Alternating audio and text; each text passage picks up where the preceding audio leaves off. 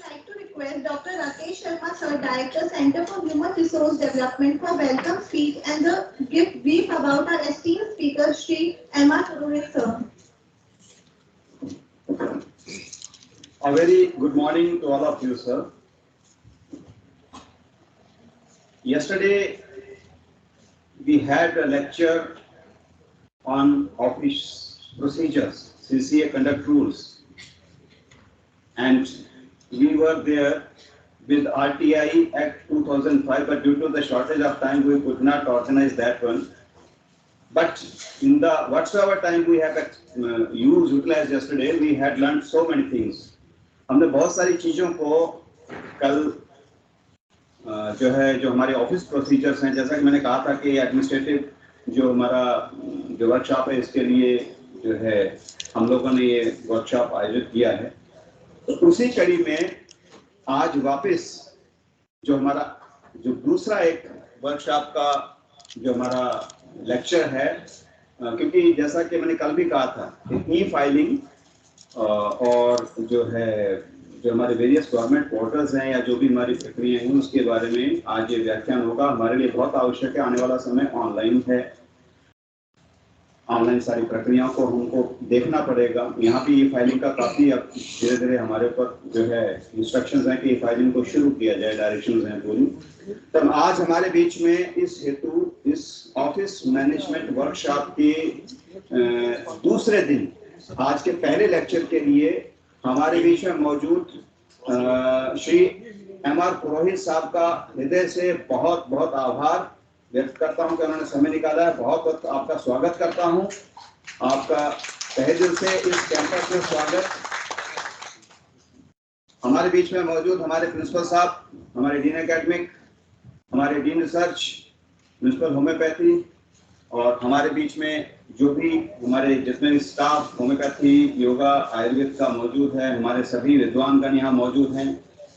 हमारे सभी जो कर्मचारीगण हैं, उन सबका मैं यहाँ पे बहुत अभिनंदन करता हूँ इस लेक्चर में। माननीय कुलपति महोदय की प्रेरणा से हम ये जो कार्यक्रम आयोजित कर रहे हैं, ये हमें एक जो हमारे रूटीन जो प्रोसीजर्स हैं एकेडमिक लाइन से हट करके हम कुछ चीज़ें सीखने का प्रयास कर रहे हैं, जो मैं मानता हूँ, सबका भी यही मानना है, उनके निर्देश हैं कि जो भी स्टाफ है हमारा, वो एडमिनिस्ट्रेटिव प्रोसेस से भी पूरी तरह से जानकार होना चाहिए, क्योंकि ये आप इससे बच नहीं सकते हैं। कहीं ना कहीं आपको इन चीज़ों की आवश्यकता पड़नी है। हर आदमी को कहीं ना कहीं, अगर आप नोटशीट नहीं चलाते हैं या आपको कहीं कोई टिप्पणी के लिए कहीं आपको कहा जाता है, तो आपको प्रक्रियाओं की जानकारी होनी चाहिए, तभी आप अपने आप को जो है उसमें टिप्पणी करने में सुधार कर सकते हैं। नोटशीट लिखने में आप जो है अच्छा एक रिप्रेजेंटेशन दे सकते हैं। आगे चीज कैसे हम स्पष्ट हो, आपको नोटशीट लिखने का मतलब, जैसे आप एग्जाम्स के क्वेश्चन पेपर करते हैं तो क्वेश्चन पेपर में कुछ भी लिख के आगे चलता है, एग्जामिनर चेक करेगा, वहाँ ऑप्शन रहते हैं। तो वही है कि आपने कैसा प्रेजेंटेशन किया है, चीज आगे तक जो है उसका रिप्रेजेंट आप ये दिमाग में रखें कि वो नोटशीट आपकी खाली वहीं तक सीमित नहीं। आप ये सोच करके चलें, कहीं ऐसा अवसर भी आ सकता है कि कहीं वो हायर लेवल से होते हुए विशेषज्ञ तक तो जानी हो सकता है, कहीं वो आगे भी मूव हो, तो उस रिप्रेजेंटेशन में उसमें बढ़िया अच्छे तरीके से लिखा हो, उसका प्रेजेंटेशन अच्छा होना चाहिए। तो उस भाव से हमने कल इन चीजों को, बेसिक चीजों को समझा। तो इसी कड़ी में आज हमारे बीच में जो वेरियस ई फाइलिंग और वेरियस गवर्नमेंट पोर्टल्स हैं, उसके बारे में हमारे बीच में हमारे जो अतिथि मौजूद है, व्याख्यानकर्ता मौजूद हैं, श्री M.R. पुरोहित जी। आप वर्तमान में एडिशनल डायरेक्टर हैं department of information technology and communication. बहुत शॉर्ट फॉर्म में कुछ लोग इसको DOIT के नाम से जानते हैं, कुछ लोग इसको DOITC के नाम से जानते हैं। और आप ज्वाइंट डायरेक्टर रहे हैं पहले टेक्निकल एजुकेशन में काफ़ी लंबे समय तक। आप M.Tech हैं कंप्यूटर साइंस से, और 90 आप जो है इन सर्विस हैं। 33 साल का आपका अनुभव है कंप्यूटर साइंस से जुड़े हुए। नेचुरली तो ग्रेजुअली आप हम देखते आ रहे हैं पिछले 30-35 सालों में दुनिया कितनी बदल गई है। आज सारी दुनिया हमारी मुट्ठी में है, हमारे हाथ में है, मेरे जेब में है, इसको निकाल। अब तो ये हो गया कि इसको कैसे कम करें, आंखों को बचाएं, परिवार बचाएं, खुद को बचाएं, इस रूप में आ गया है। लेकिन इसका सदुपयोग जरूरी है, इससे आप बच नहीं सकते। आपका पूरा ऑफिस है, सारा ऑफिस आपका इसी में आता है। तो ये सब चीजें हैं। और हरीश जी अच्छी तरह जानते हैं, हमारे आईटी प्रभारी हैं डॉक्टर। हम और इनसे पहले मैं देखता था तो मैं काफी करीब से जुड़ा हुआ, हमने DOITC जयपुर में जाकर के राजकॉम्प में हमारी वेबसाइट को जो है अपलोड करवाया था, पूरा उस पर चली थी। अभी फिर हरीश जी देख रहे हैं पूरा अच्छी तरीके से, पूरा मेरे से ज़्यादा अच्छी तरीके से आप देख रहे हैं। तो आपको भी कोई ऐसी आवश्यकताएं हों तो आप चर्चा कर सकते हैं। आज हमारे बीच में एडिशनल डायरेक्टर स्वयं मौजूद हैं। इसी के साथ अब आमंत्रित करता हूँ ज़्यादा और समय नहीं लेते हुए कि आज का व्याख्यान प्रारंभ करने के लिए।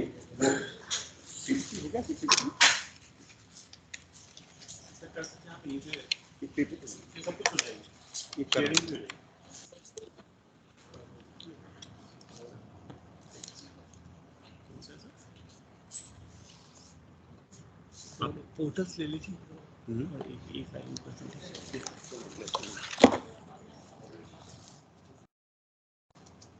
दो ये बस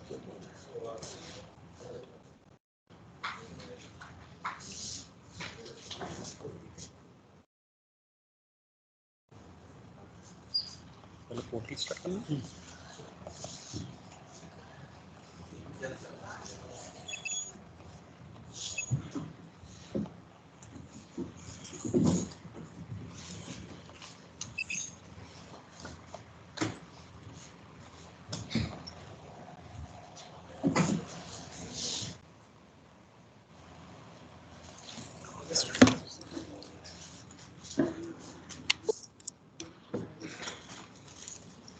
thank you sir, thank you principal साहब, सभी पधारे हुए हैं।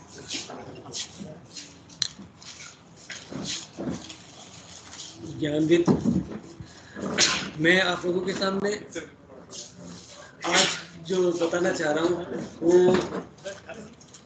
दो अलग अलग इश्यू के ऊपर है। जैसे कि राकेश जी ने आप लोगों को साथ शेयर कर ही दिया। पहले हम लोग बात कर लेते हैं वेरियस पोर्टल्स की, और दूसरी बात हम लोग करेंगे ई फाइलिंग, जो इन दिनों का बर्निंग इश्यू है, जिसके ऊपर चीफ सेक्रेटरी महोदय और खुद CM साहब कई बार कह चुके हैं क्योंकि कितना काम आसान हो गया। तो उसके बारे में मैं आप लोगों के साथ डिस्कस करूँगा, शेयर करूँगा। मैंने फरवरी 90 में गवर्नमेंट जॉब ज्वाइन करी थी और उससे पहले 2 साल तक मैं एक इंडस्ट्री में था। तो I started my life in this IT field since 88।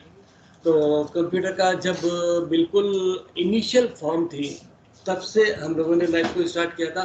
और आज जो हम लोग हर चीज़ को ऑनलाइन देख पा रहे हैं या ऑनलाइन कर पा रहे हैं, तो बहुत ज़्यादा तब्दीली, मतलब एक वो दिन था जब हम लोगों ने एक्चुअली केवल कार्ड पंचिंग से काम करना स्टार्ट किया था, और आज एक्चुअली हम लोग बहुत ज़्यादा एडवांस लोकेशन के ऊपर पहुंच चुके हैं।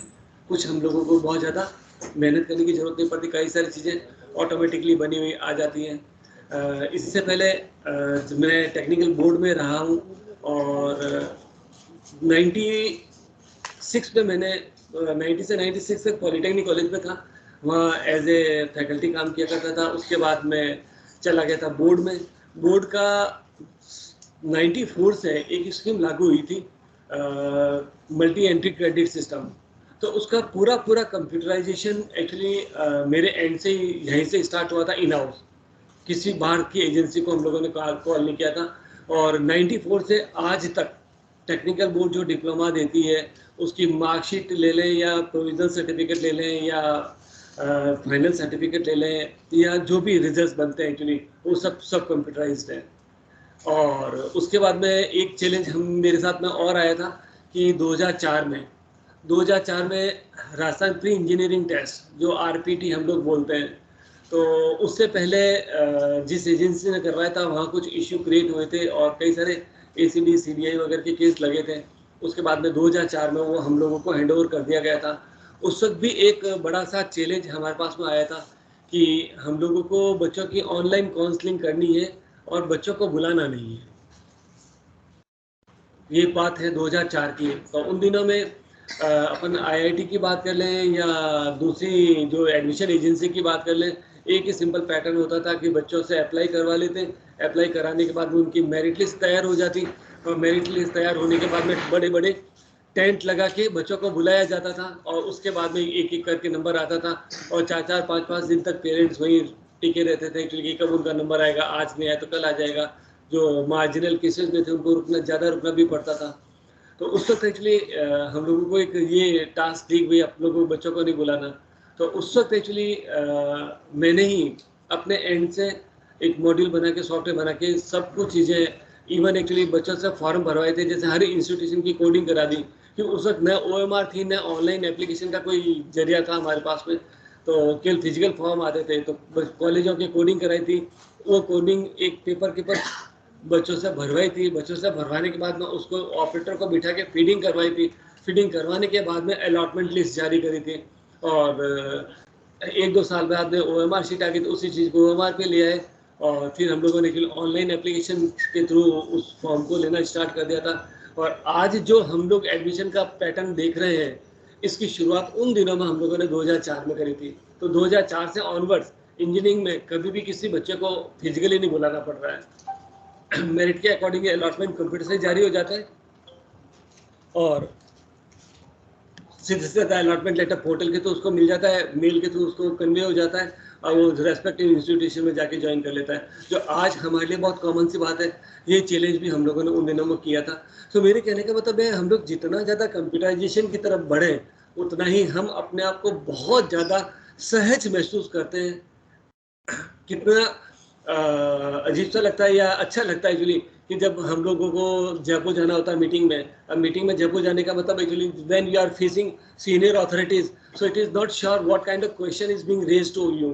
तो अब आपके साथ में सब गूगल ड्राइव बनाए, गूगल ड्राइव के ऊपर जितनी भी एक्टिविटीज़ हम लोगों ने कर रखी होती है वो हम लोग उसके ऊपर डाल देते हैं, और डालने के बाद में जो क्वेरी जैसे भी मांगे तो इंस्टेंट तैयार हो जाते हैं एक्चुअली। तो उनको इससे अटेंटिवनेस लगने लग जाती है कि हाँ, जो काम करें उसका आइडिया, नहीं तो क्या सर ये तो भूल गया कागज जी हमारे पास अवेलेबल नहीं है। तो अपनी लाइफ में, अपनी खुद की जीवन में हम लोग जितना ज़्यादा इस चीज़ को इन्वॉल्व करें, उतना ही हमारे लिए फ़ायदा होता है। जो अदरवाइज तो क्योंकि मैं ये सब चीज़ें क्यों कहना चाह रहा हूँ आपको, कि हम अपने आप को आसान करना चाहते हैं।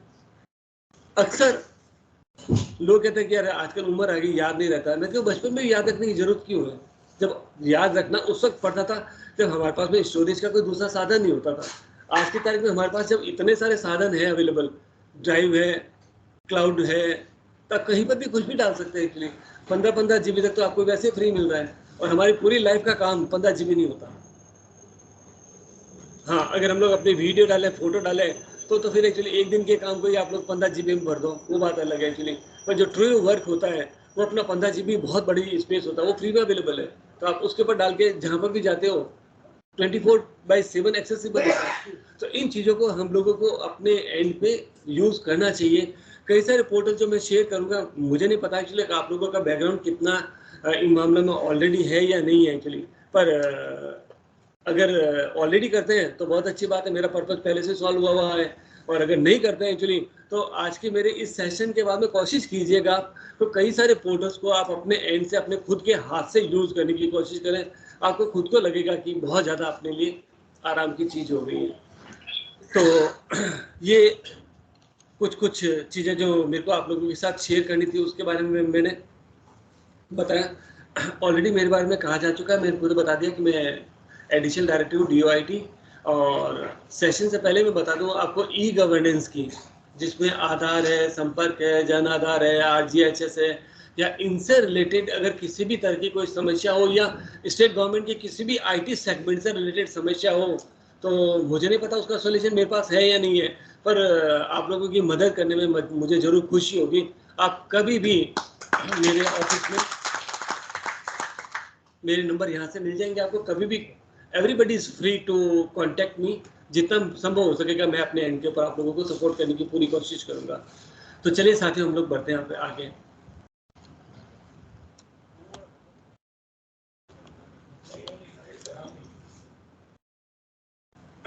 सबसे पहले स्टार्ट कर रहा हूँ मैं अपना पहला पोर्टल। अक्सर अगर हम लोगों को ये पूछे कि फाइनेंस की वेबसाइट कौन सी है, DOP की वेबसाइट कौन सी है, लॉ की वेबसाइट कौन सी है, तो इतने सारे वेबसाइट के नॉमेनक्लेचर अपने को याद रखना मुश्किल हो जाता है। तो हम लोग काहे के लिए जाएं? अपनी स्टेट गवर्नमेंट का खुद का एक सिंगल फेस है, उसका पोर्टल का URL आप खुद अगर अच्छे से देखें, आपके सामने लिखा हुआ है स्क्रीन के ऊपर, www.rajasthan.gov.in। तो आप जैसे इस पोर्टल को ओपन करते हैं तो इस पोर्टल के ऊपर अपनी स्टेट गवर्नमेंट में कौन कौन किस किस डिपार्टमेंट के मिनिस्टर है, कौन कौन किस किस डिपार्टमेंट के सेक्रेटरी है, कौन कहाँ है, कौन सा डिपार्टमेंट की वेबसाइट कौन सी है, वो everything is accessible via this particular portal. So this is basically electronic face of government of Rajasthan. So it is single source of information for all government matters and citizens of government users. Link dynamically. अच्छा, इसमें एक चीज और है कि हर department की website अलग बनी हुई है और उस डिपार्टमेंट की वेबसाइट का एक लिंक इस पोर्टल के ऊपर डाला हुआ है. So what basically I mean to say कि any kind of updation if is being made by the concerned department, the same is reflected automatically over this particular portal. ऐसा नहीं कि डुप्लीकेसी हो रही है या कुछ हो रहा है. तो आप लोगों को अलग अलग डिपार्टमेंट की वेबसाइट के ऊपर अगर जाना हो या डिपार्टमेंट का नाम ध्यान में नहीं हो, मतलब उसकी वेबसाइट का ध्यान में नहीं हो, तो you simply can go through this particular portal और इस पोर्टल के थ्रू आप उस रेस्पेक्टिव वेबसाइट को यूज कर सकते हैं. So it is link dynamically with department web portals incorporating real time updating. ये एक इसका शेप है जो पीरियडिकली बदलता रहता है. एक्चुअली जरूरी नहीं कि हर वक्त आप देखें जब इसी तरह का देखें, पर इसमें अगर आप अच्छे से देखें क्योंकि तो here as you can see ये गवर्नमेंट, इसके ऊपर अगर हम लोग क्लिक करें तो गवर्नमेंट में कौन कौन से डिपार्टमेंट, गवर्नर कौन है, कौन मिनिस्टर है, कौन चीफ मिनिस्टर है, ये डिटेल्स, ये एम्प्लॉयमेंट की डिटेल्स, बिजनेस की डिटेल, एजुकेशन में कौन कौन है एग्जैक्टली. तो जब इस गवर्नमेंट में भी आप क्लिक करेंगे ना तो इसमें डिपार्टमेंट भी एक आ जाएगा ऑप्शन और उस डिपार्टमेंट के ऊपर क्लिक करेंगे तो हर डिपार्टमेंट की वेबसाइट आपके सामने दिख जाएगी. तो किसी भी डिपार्टमेंट के बारे में अगर आपको कुछ भी जानकारी चाहिए या अगर कोई गवर्नमेंट के बारे में अगर आपको कुछ भी इंफॉर्मेशन चाहिए तो सिंगल सोर्स ऑफ इंफॉर्मेशन अपने पास अवेलेबल है. ये कौन सा, rajasthan.gov.in. तो इस पोर्टल की मदद से आप लोग यूज कर सकते हैं. दूसरा पोर्टल मैं बात कर रहा हूँ राजस्थान संपर्क, जो दोनों एंगल से हमेशा लाइमलाइट पर रहता है. हम लोगों को ऐसा लगता है कि अनवांटेड शिकायतें आती रहती है, हम लोग एक्चुअली अलूज से रहते हैं, एक्चुअली काम करते रहते हैं और from public point of view उनके लिए एक बहुत बड़ा टूल है कि जो भी प्रॉब्लम सॉल्व नहीं हो रही हो तो पोर्टल पे डाल दी तो नेचुरली हर आदमी लायबल है उसके लिए और उसको पीरियडिकली स्टिपुलेटेड टाइम में उस चीज़ को रिजॉल्व करनी पड़ती है. तो राजस्थान संपर्क, इसकी URL भी आपके सामने देख सकते हैं. It is basically single unified integrated grievance redressal centre www.sampark.rajasthan.gov.in. Right. अगर आप लोग सिटीजन है तो सिंपली पब्लिकली इस पोर्टल को ओपन कीजिए और जो आपकी ग्रीवेंस है, जो आपकी प्रॉब्लम है वो इसके ऊपर पुटअप कर दीजिए रेस्पेक्टिव डिपार्टमेंट को सेलेक्ट करते हुए. और जैसे डिपार्टमेंट को सेलेक्ट करेंगे तो अपनी जो क्वेरी है वो उसके ऊपर डाल दीजिए, उस डिपार्टमेंट तक अपना पहुंच जाएगी. उसके ऊपर 4 लेवल के ऑफिसर्स होते हैं actually, level 1, level 2, level 3, level 4. Level 1 सबसे नीचे, लेवल 2 उससे ऊपर, लेवल 3 उससे ऊपर और लेवल 4 सबसे top authority of the department. तो आपकी जो क्वेरी है वो सबसे पहले लेवल 1 पे जाती है. लेवल 1 पे जाने के बाद में लेवल वहाँ से रिजॉल्व हो जाती है तो ठीक, और अगर वो टाइमली रिजॉल्व नहीं होती है तो वो लेवल 2 पे चली जाती है. लेवल 2 के ऊपर भी टाइम दिया हुआ होता है, अगर लेवल 2 के ऊपर भी वो टाइमली रिजॉल्व नहीं हुई तो लेवल 3 पे चली जाएगी और लेवल 3 पे नहीं रिजॉल्व हुई तो लेवल 4 पे, और लेवल 4 पे अगर प्रॉब्लम बिना रिजॉल्व हुए पहुंच जाती है तो उसके ऊपर बहुत हार्श एक्शन होने के चांसेस रहते हैं उस रेस्पेक्टिव एम्प्लॉय जिसकी वजह से ये काम पूरा नहीं हुआ. तो ये इसके थे. और इनिशियली क्या था कि इस पोर्टल को डेवलप किया गया था केवल रेवेन्यू पॉइंट ऑफ व्यू से. तो रेवेन्यू से रिलेटेड जो भी एक्टिविटीज थी वो इसके ऊपर जनरली डाली जाती थी. फिर इसको पब्लिकली ओपन कर दिया तो होता क्या था, और इससे जब संपर्क पोर्टल नहीं था तो क्या था, तो ग्रीवेंस के लिए हर आदमी क्या करता, डिपार्टमेंट में जाता, अपनी एप्लीकेशन अथॉरिटी को देता. अब अथॉरिटी के ऊपर डिपेंड करता कि जब उसको लगता कि मेरे फंसने के चांसेस है तो फाड़ के फेंक देता और फिर बोल देता 15 दिन बाद आना, महीने भर बाद आना. महीने भर बाद आता तो बोले तुमने कहा था एप्लीकेशन दी, कोई है ही नहीं उसका. तो कोई ज़्यादा इंटेलिजेंट होता तो कह देता इन्वर्ट करा के मुझे इन्वर्ट नंबर दो, तो इन्वर्ट नंबर दे देता. फिर बोल देते ट्रेस नहीं हुआ, फिर ये नहीं हुआ, आनाकानी चलती रहती थी क्योंकि उस डिपार्टमेंट की सुनवाई तो कहीं थी नहीं. डिपार्टमेंट तक क्लोज कैडर में ही रह जाती थी वो. तो फिर उसके लिए ये संपर्क पोर्टल उस वक्त बनाया गया था कि ताकि दूसरे लोग भी उसको अच्छे से देख सकें. तो जब संपर्क पोर्टल बन गया था तो उस वक्त भी इश्यू क्या था कि डिपार्टमेंट वाइज था. तो डिपार्टमेंट में एक्चुअली कोई ग्रीवेंस डाल दी अब उसके ऊपर टाइम बाउंड की कोई बंदिशें नहीं थी पहले, तो बंदिशें नहीं थी, ठीक है, कोई 3-3 साल से पड़ी है प्रॉब्लम, कौन सुनने वाला, क्या करने वाला, कोई देखने वाला भी नहीं था। तो फिर एक्चुअली इसके ऊपर दोबारा रिनोवेशन किया गया और ये लेवल 4 बना दिए गए थे, लेवल 1, 2, 3, 4, और पैरेलल में इसके साथ साथ हर डिपार्टमेंट के लिए अलग अलग सब्जेक्ट हर डिपार्टमेंट को बता दिया कि आप अपने लेवल के ऊपर किस किस से रिलेटेड ग्रीवेंसेज आ सकती है। जैसे सपोज अपनी ये आयुर्वेद यूनिवर्सिटी है, तो यहाँ पर स्टैक कौन कौन होंगे, स्टूडेंट होंगे। स्टूडेंट होंगे तो स्टूडेंट की क्या शिकायतें हो सकती है, स्कॉलरशिप मुझे नहीं मिली, या मेरी मार्कशीट नहीं है, या मेरी फीस जमा नहीं हुई, या मेरी अटेंडेंस शॉर्ट हो गई। तो ये अलग अलग सब्जेक्ट हर उस डिपार्टमेंट को बता दिया था कि आप अपने डिपार्टमेंट खुद तय कर लो, मतलब सब्जेक्ट खुद तय कर लो, और हर सब्जेक्ट के लिए आपको उसकी प्रॉब्लम को सॉल्व करने में कितनी टाइम लगती है वो खुद तय कर लो। तो जैसे मार्कशीट है, मार्कशीट अपने को लगता है 3 दिन में दी जा सकती है, तो टाइमलाइन 3 दिन डाल दी उसकी, तो 3 दिन में अगर उसकी मार्कशीट नहीं मिली उसको तो चली जाएगी लेवल 2 पे। लेवल 2 पे 3 दिन दे दिया आपने, वहाँ 3 दिन तक अगर वो उसने एक्शन लिए तो लेवल 3 पे ऑटोमेटिकली। तो कहने का मतलब क्या हो गया कि अगर इनकम्बेंट की कोई ग्रीवेंस रिजॉल्व नहीं होती है तो वो अथॉरिटी तक एक पर्टिकुलर टाइम पीरियड के बाद पहुंच जाएगी, और अथॉरिटी तक पहुंचने का मतलब क्या हुआ कि बिल्कुल डिपार्टमेंट में कोई किसी को सुनने के लिए तैयार ही नहीं है। उसका मैसेज ये लिया जाता है और उसके ऊपर बहुत कड़ाई से एक्शन होते हैं, क्योंकि चार्जशीट मिलती है, 100 को नोटिस मिलते हैं, 17 सीसी की कार्रवाई, 16 सीसी की कार्रवाई होती है। ये क्लियर कट स्टैंडिंग इंस्ट्रक्शंस है। तो अगर आप लोग सिटीजन की हैसियत से देखो तो मैं आपको बता दूं कि सरकार कितनी ज़्यादा सेंसिटिव है इन मुद्दों के ऊपर। और अगर आप लोग डिपार्टमेंट की तरफ से काम कर रहे हो तो मैं आपको ये भी बता दूं कि अगर आपके पास में संपर्क का चार्ज है और संपर्क की ग्रीवेंसेस को आप लोगों ने थोड़ा सा लाइटली लिया तो किस किस तरह का एक्शन हो सकता है उसके लिए भी हम लोगों को तैयार रहना चाहिए। तो ये चीज़ अपने को थोड़ा सा ध्यान से टेक केयर करने की जरूरत है। So this is what grievance registration through web portal, eMitra kiosk, call centres and mobile application in respective of department, authority and place. तो इसका सबसे बड़ा फायदा क्या मिला कि कोई भी इनकम्बेंट उसको डिपार्टमेंट तक जाने की जरूरत नहीं है और वो सीधा सीधा अपनी ग्रीवेंस इसके ऊपर डाल सकता है। Number 1 thing. नंबर 2 थिंग कि सिटीजन में ये तो कहीं लिखा हुआ नहीं है कि वो आदमी एजुकेटेड होगा। अगर वो एजुकेटेड होगा तो ये भी कहीं लिखा हुआ नहीं है कि वो उस आदमी को आईटी का नॉलेज होना चाहिए, तो उसको पोर्टल चलाना नहीं आता है। अब देखिए कि मोटिवेशन के तहत हम भी कई बार एक्चुअली अपनी तरफ से स्टेटमेंट दे देते हैं कि क्या बात करो, पोर्टल नहीं चला सकते, व्हाट्सएप पे चलाते हो, फेसबुक चलाते हो। दिल से मेरे को भी पता है कि फेसबुक चलाना, व्हाट्सएप चलाना अलग चीज होती है और पोर्टल को चलाना अलग चीज होती है, ठीक है ना। पर अगर मैं ये चीज खुद ही कहता हूँ कि नहीं वो तो नहीं आता तो अच्छी बात है यार, वो तो चलो उसमें तो आप क्या कर सकते हो, इतना नॉलेज चाहिए, तो उसको तो मोटिवेट करने वाली, गलत डायरेक्शन मोटिवेट करने वाली बात होगी। तो मेरी सीट से तो मुझे यही कहना पड़ेगा, कैसे नहीं कर सकते, करना पड़ेगा। ये तो जब फेसबुक चला सकते हो तो वही करना पड़ेगा। तो मेरा कहने का मतलब अगर आदमी एजुकेटेड है तो जरूरी को पोर्टल का जानकारी रखता हो, पोर्टल का यूज उसको ऑपरेट करना आता हो, सीख सकता है अगर उसकी लवला हो तो, उसकी इच्छा हो तो जब हम लोग उस आदमी की बात करें जो गांव में किसान खेती करता है, तो वो क्या करेगा एक्चुअली, ई-मित्रा पे जाएगा।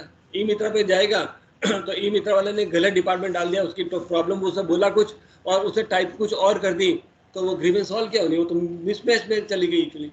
तो ये सब चीज़ों के ऊपर फीडबैक से लेते लेते गवर्नमेंट ने एक इस तरह का इनिशिएट ले लिया कि 181 हेल्पलाइन शुरू कर दी। तो अब हर इनकम्बेंट को, हर सिटीजन को केवल एक ही काम करने की जरूरत है, 181 पे कॉल कर लो। 181 पे जो ऑपरेटर जो इसी पोर्टल पे काम करते हैं, लगातार कॉल सेंटर इसी पोर्टल का है, तो वो उस पर्सन से उसकी ग्रीवेंस को सुन लेते हैं और सुनने के बाद में पोर्टल के ऊपर खुद के एंड से एंट्री कर देते हैं, लिख देते हैं कॉल सेंटर से दर्ज की गई है, और वो उस डिपार्टमेंट का नाम, उस ग्रीवेंस से उसको पता लग जाता है ये किस डिपार्टमेंट से रिलेटेड है, तो सही डिपार्टमेंट तक पहुंचाते हैं। तो अब इससे ज्यादा तो कोई सॉल्यूशन नहीं हो सकता। अब अगले आदमी को तो 181 पे कॉल करना तो मुश्किल बात नहीं है, और कॉल करने के बाद में उसको केवल अपनी ग्रीवेंस बोलनी तो है, तो जब वो अपनी ग्रीवेंस बोल देता है तो वो बोलने के बाद में वो ऑटोमेटिकली उस पोर्टल के पास दर्ज हो जाएगी। दर्ज हो जाने के बाद में रेस्पेक्टिव जो एक्शन की कार्यवाही में हम आप लोगों के साथ पहले शेयर कर चुका हूँ कि सब्जेक्ट होंगे तो उसके लेवल्स होंगे, उस लेवल के ऊपर ऑटोमेटिकली वो स्टेबुलेट होती रहेगी, रिजॉल्व होती रहेगी। दूसरी बात कि पोर्टल पे शिकायत डाल दी। नेचुरली आज हम यहाँ जब एजुकेशन मीन्स एक सच्चाई है कि मैं लंबी टाइम तक लगभग देखा जाए तो 33 साल में से मैं 30-32 साल तक एक्चुअली एजुकेशन से सीधा टच में रहा हूँ। टीचिंग भी खूब करी है मैंने।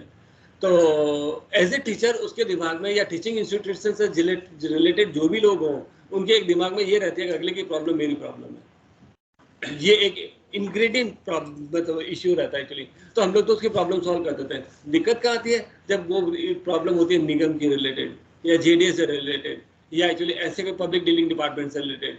तो वहाँ तक एक्चुअली उनको अपना सिस्टम है, सिस्टम में आ जाए तो ठीक, नहीं आ जाए तो ऐसे केस में क्या हो गया, उसने बोल दिया कि रिजॉल्व पोर्टल पर डाल दी कि मैंने खत्म कर दी इसकी प्रॉब्लम, रिजॉल्व कर दी। अब रिजॉल्व कर दी तो नेचुरल पोर्टल अगर ये बताएगा कितनी प्रॉब्लम आई, 4000 आई, रिजॉल्व कितनी कर दी कि 3800 रिजॉल्व कर दी। 200 तो बची है कि ठीक है, अच्छा फिगर है। अब 3800 में रिजॉल्व ट्रूली कितनी हुई या कितनी नहीं हुई, इसका किसको पता। तो गवर्नमेंट ने इसके ऊपर भी एक्शन लिया कि जो कॉल सेंटर के ऊपर 181 के ऊपर बैठे रहते हैं ऑपरेटर्स, वो उस इनकम्बेंट को फोन करते हैं कि तुम लोग सेटिस्फाइड हो क्या, तो वो कह देता कि हाँ मैं सेटिस्फाइड हूँ, तब जाके वो प्रॉब्लम रिजॉल्व होती है।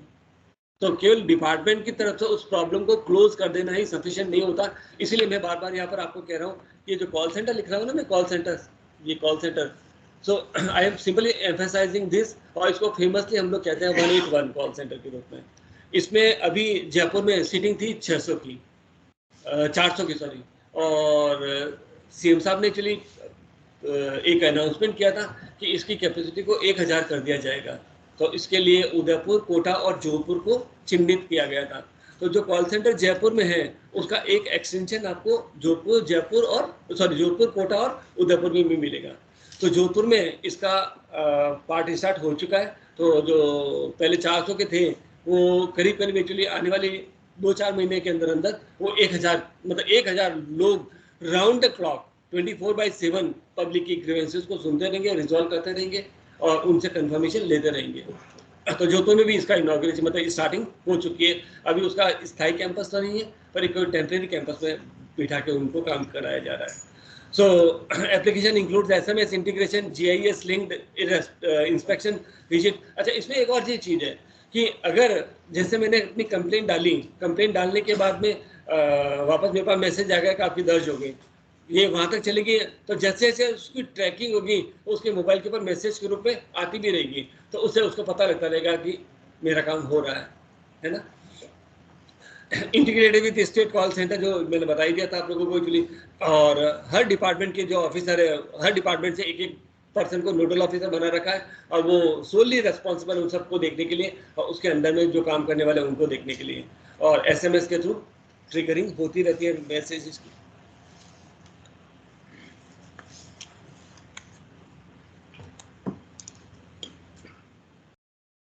ये इसका एक स्क्रीनशॉट है जिसमें अगर हम लोग डिपार्टमेंट के एडमिन के तहत देखना चाहें तो हमें पता लग जाता है कितनी ग्रीवेंसेस आई, कितनी किस लेवल के ऊपर पेंडिंग है, कितनी रिजॉल्व हो गई वगैरह वगैरह।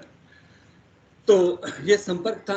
अगर आप लोगों की बीच में कोई क्वेरी हो तो भी बता दीजिएगा, और एंड में एक्चुअली कंसोलिडेट जब कंक्लूड हम लोग करते हैं उस वक्त भी आपकी कोई क्वेरी हो तो बता दीजिएगा कि किसी पोर्टल के बारे में अगर आप लोगों को कुछ और जानकारी चाहिए तो। वैसे मैंने आपको पहले से फ्री हैंड दे दिया था कि अगर आपको डिटेल में कुछ और ज़्यादा चाहिए कि अभी मैं केवल एक ही काम कर सकता हूँ इतनी शॉर्ट पीरियड में कि हर पोर्टल के बारे में टच करवा सकता हूँ, आपको एक्सेलरेट करा सकता हूँ। और जब भी अगर आप लोगों को कभी भी कोई दिक्कत लगे तो किसी से कोई परमिशन लेने की जरूरत नहीं है। सूचना केंद्र के पास में हमारा ऑफिस है, आप बिल्कुल सारे। नेक्स्ट है अपना ई मित्रा। आप खुद एक अच्छे से देख सकते हैं एक्चुअली कि ये लेवल 4 पर क्या कार्रवाई की जा सकती है किसी खिलाफ? डिपार्टमेंट का लेवल 4 के ऊपर वो जो अथॉरिटी होता है वो होता है अक्सर उस डिपार्टमेंट का हेड। मतलब जैसे यहाँ के हो सकता है VC साहब हो या VC साहब के अधिकृत कोई पर्सन हो, तो वो उसके ऊपर जो डिसिप्लिनरी एक्शन लिया जा सकता है वो सब कुछ ले सकता है। बिल्कुल फ्री हैंड दे रखा है एक्चुअली कि अगर किसी ने मतलब उसकी ग्रीवेंस को रिजॉल्व नहीं किया है तो उसको जो नोटिस देना चाहे वो जो दे सकते हैं एक्चुअली। एडमिनिस्ट्रेटिव रिफॉर्म्स डिपार्टमेंट की आप सर्कुलर एक बार देख लीजिएगा, उसमें सब कुछ आपको मिल जाएगा। ई मित्रा, आप लोग एक चीज अच्छे से देखते होंगे एक्चुअली कि अपने इन्हीं सीएम साहब ने जयपुर में इनिशियली लोक मित्र करके एक्चुअली एक छोटा सा सेगमेंट जयपुर के मतलब एक जगह दो जगह एक कंप्यूटर लगा के एक्चुअली और पब्लिक को बोला वहाँ आके एक्चुअली आप ऑनलाइन अपनी पानी के बिल बिजली के बिल जमा करा लीजिए। इतना सा सेगमेंट था इस ई मित्रा का एक टाइम के अंदर। तो ट्रायल बेसिस की थी और ये बहुत बहुत पुरानी बता रहा हूँ मैं एक्चुअली, इनका शायद पहला टेन्योर होगा उस वक्त की बात बता रहा हूँ मैं आपको। उस लोकमित्र को थोड़ा सा सपोर्ट मिला और जो भीड़ लगी रहती थी पानी और बिजली के बिल जमा कराने की, उसमें जयपुर में उस पर्टिकुलर एरिया में बहुत राहत मिलने लगी, काफ़ी क्यू कम हो गई। तब लगा कि ये चीज़ एक्चुअली और एक्सप्लोर की जा सकती है। तो इसको फिर एक्चुअली थोड़ा सा ब्रॉड स्पेक्ट्रम के ऊपर ले लिया और उसको पूरा पूरा स्टेट में फैला दिया। तो स्टार्टिंग फिर इसका नाम रख दिया था ई मित्रा, और ई मित्रा के ऊपर जो एक चैनल बना दिया कि एलएसपी जो होंगी लोकल सर्विस प्रोवाइडर, वो अपनी कियोस्क को अपॉइंट करेंगे और कियोस्क अपनी अपनी जगह के ऊपर लेके ओपन करेंगे और गवर्नमेंट की तरफ से ऑथराइज रेट उसके कियोस्क के शॉप के ऊपर होगी और वो जो पानी और बिजली के बिल जमा कराने से स्टार्ट करेंगे अपना काम। और उसके लिए पब्लिक को एक पैसा देने की जरूरत नहीं होगी एक्स्ट्रा। और इतना ही ध्यान रखना एक्चुअली कि वो जो पैसा जमा करा देगा तो उसके लिए रसीद उसको दे देता था। तो इनिशियली क्या था कि इतना ऑनलाइन सपोर्ट नहीं था, तो वो क्या करता कि पैसे कैश ले लेता और अपनी जो स्टैंप होती है जिस बैंक में लगाते हैं ना स्टैंप, वैसे स्टैंप लगा के और उसको दे देता।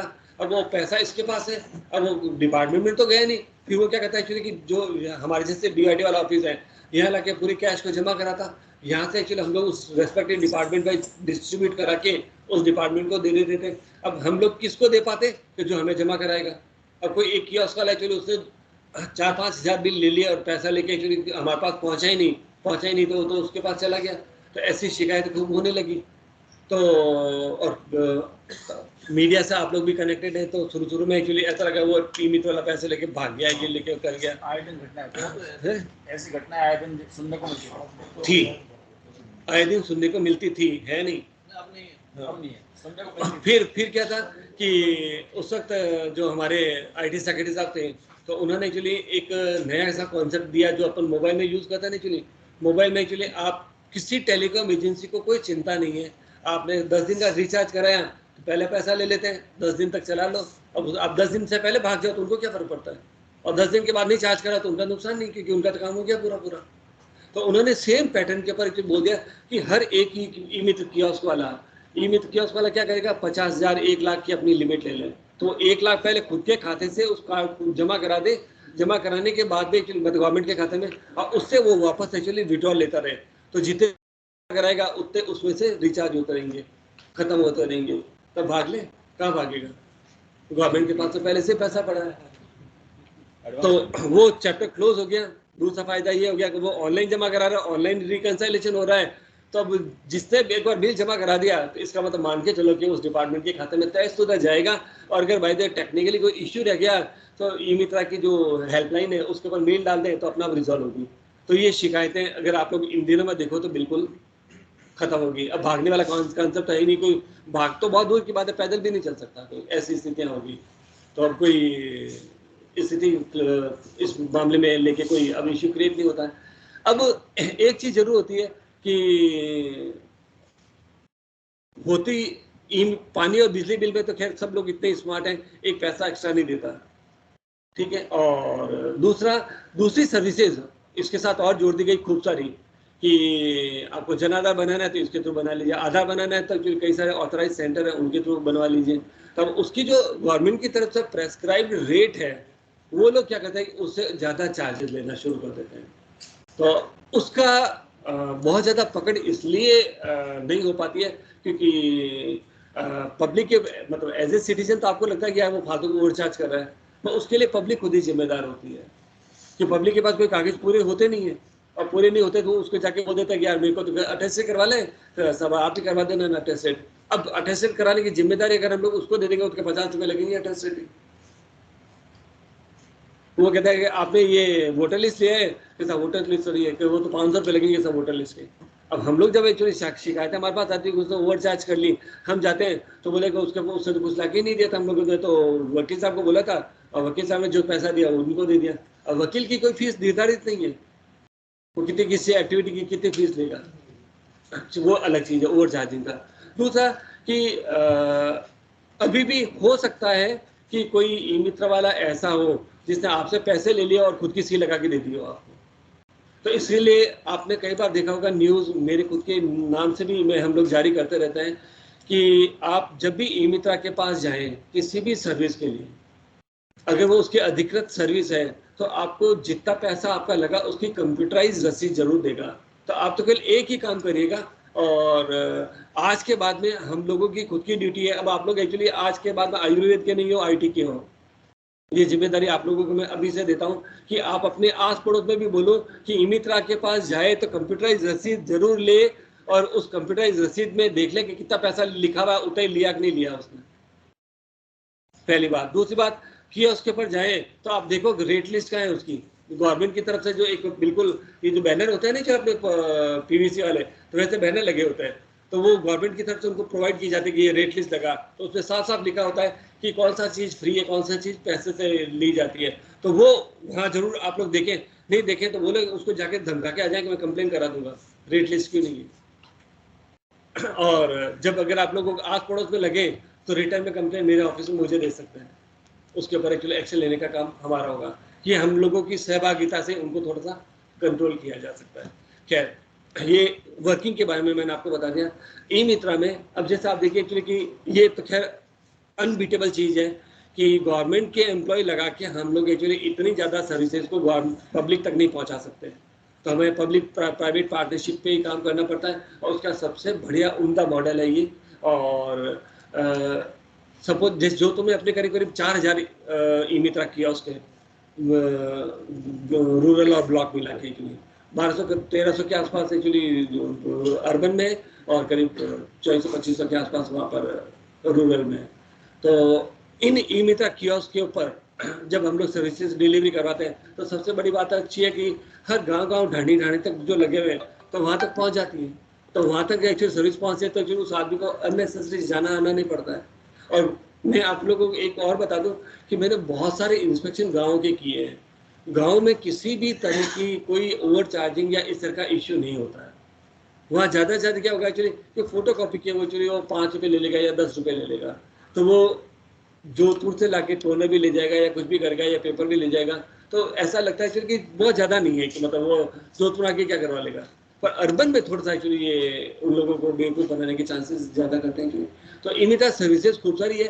इवन यहाँ पर एक और भी चीज़ है कि आज सपोज आयुर्वेद यूनिवर्सिटी है, और अगर आयुर्वेद यूनिवर्सिटी चाहते हैं कि मेरी ये काम भी एक्चुअली ई मित्रा के थ्रू हो जाए, तो with in A span of 7 days Jaipur से एक्चुअली हमारे RK शर्मा जी हैं जो इस डिपार्टमेंट को डील करते हैं, प्रोजेक्ट को डील करता है, तो उस ई मित्रा वाले सेगमेंट में एक्चुअली अपन एप्लीकेशन लगाते हैं कि हमारी ये चीज़ जैसे बच्चों की फीस है वो हम लोग ई मित्रा के चाहते हैं वो कहीं से कोई कैसे ही जमा करा दे, तो 7 दिन के अंदर अंदर अब वो सर्विसेज ऑनलाइन हो जाएगी और बच्चा इस फीस जमा करने लग जाएगा, और उसकी एक बच्चे की रिकंसाइलेशन यहाँ से हो जाएगी, आपको मिल जाएगी।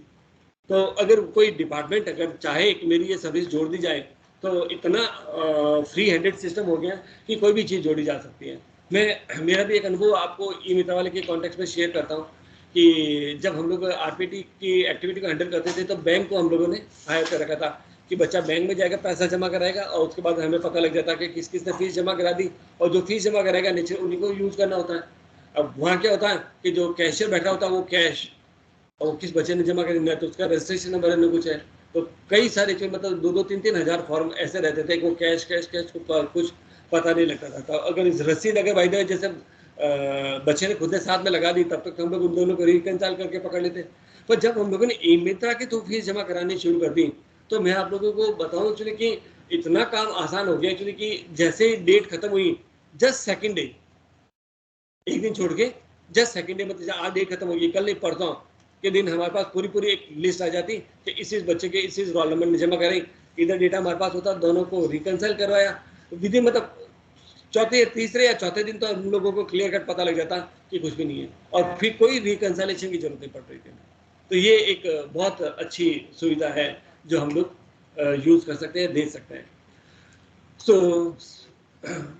ई-मीता के बारे में जो डिटेल लिख रखी है उसमें मैं जस्ट एक बार बता देता हूँ कि service delivery till last mile, integrated unified and centralised service delivery platform through web portal, mobile app, even more than 35,000 kiosk all over state.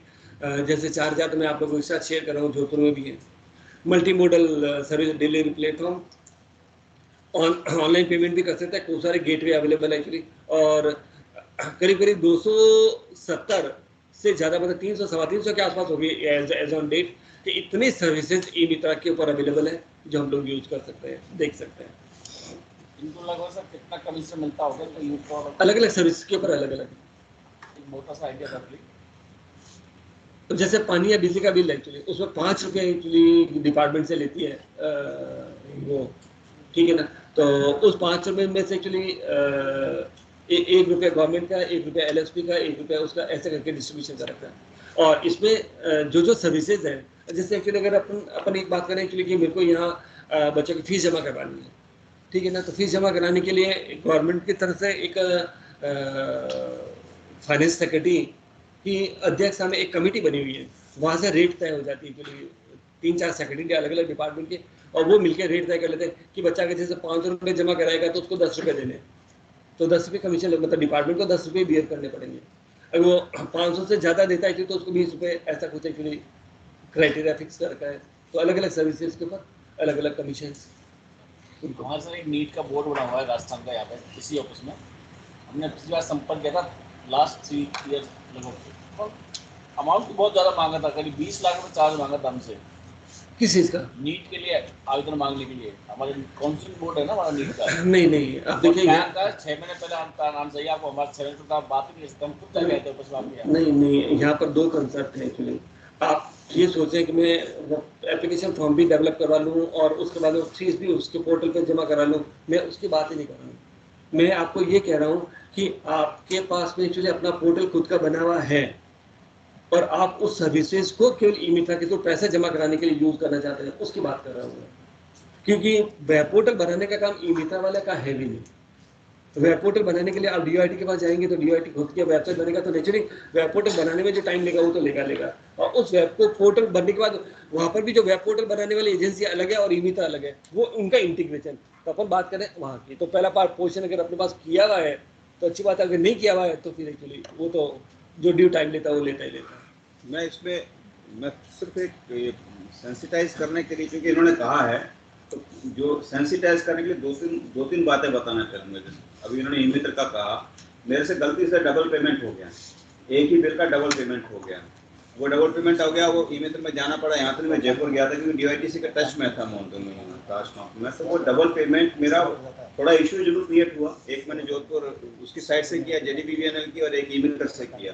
वो वहाँ जाकर के वो सॉर्ट आउट हो गया ऑटोमेटिक, मतलब वहाँ जाना पड़ा मुझे तो, लेकिन मुझे कुछ नहीं करना, मेलिंग वेरी कुछ, आपको अलग से पैसा कुछ नहीं देना है, आप मेल कीजिए, संपर्क कीजिए, सब काम हो जाएंगे। दूसरा मैं यूनिवर्सिटी का एग्जांपल दे रहा हूँ। हमारा कुछ NPS का पैसा था 2011 का, वो पैसा नहीं आया, कहीं कुछ हो सकता था मिला, मालूम भी होगा, कहीं को पता भी नहीं होगा, शायद अकाउंट में आ चुका है 3,000 रुपया।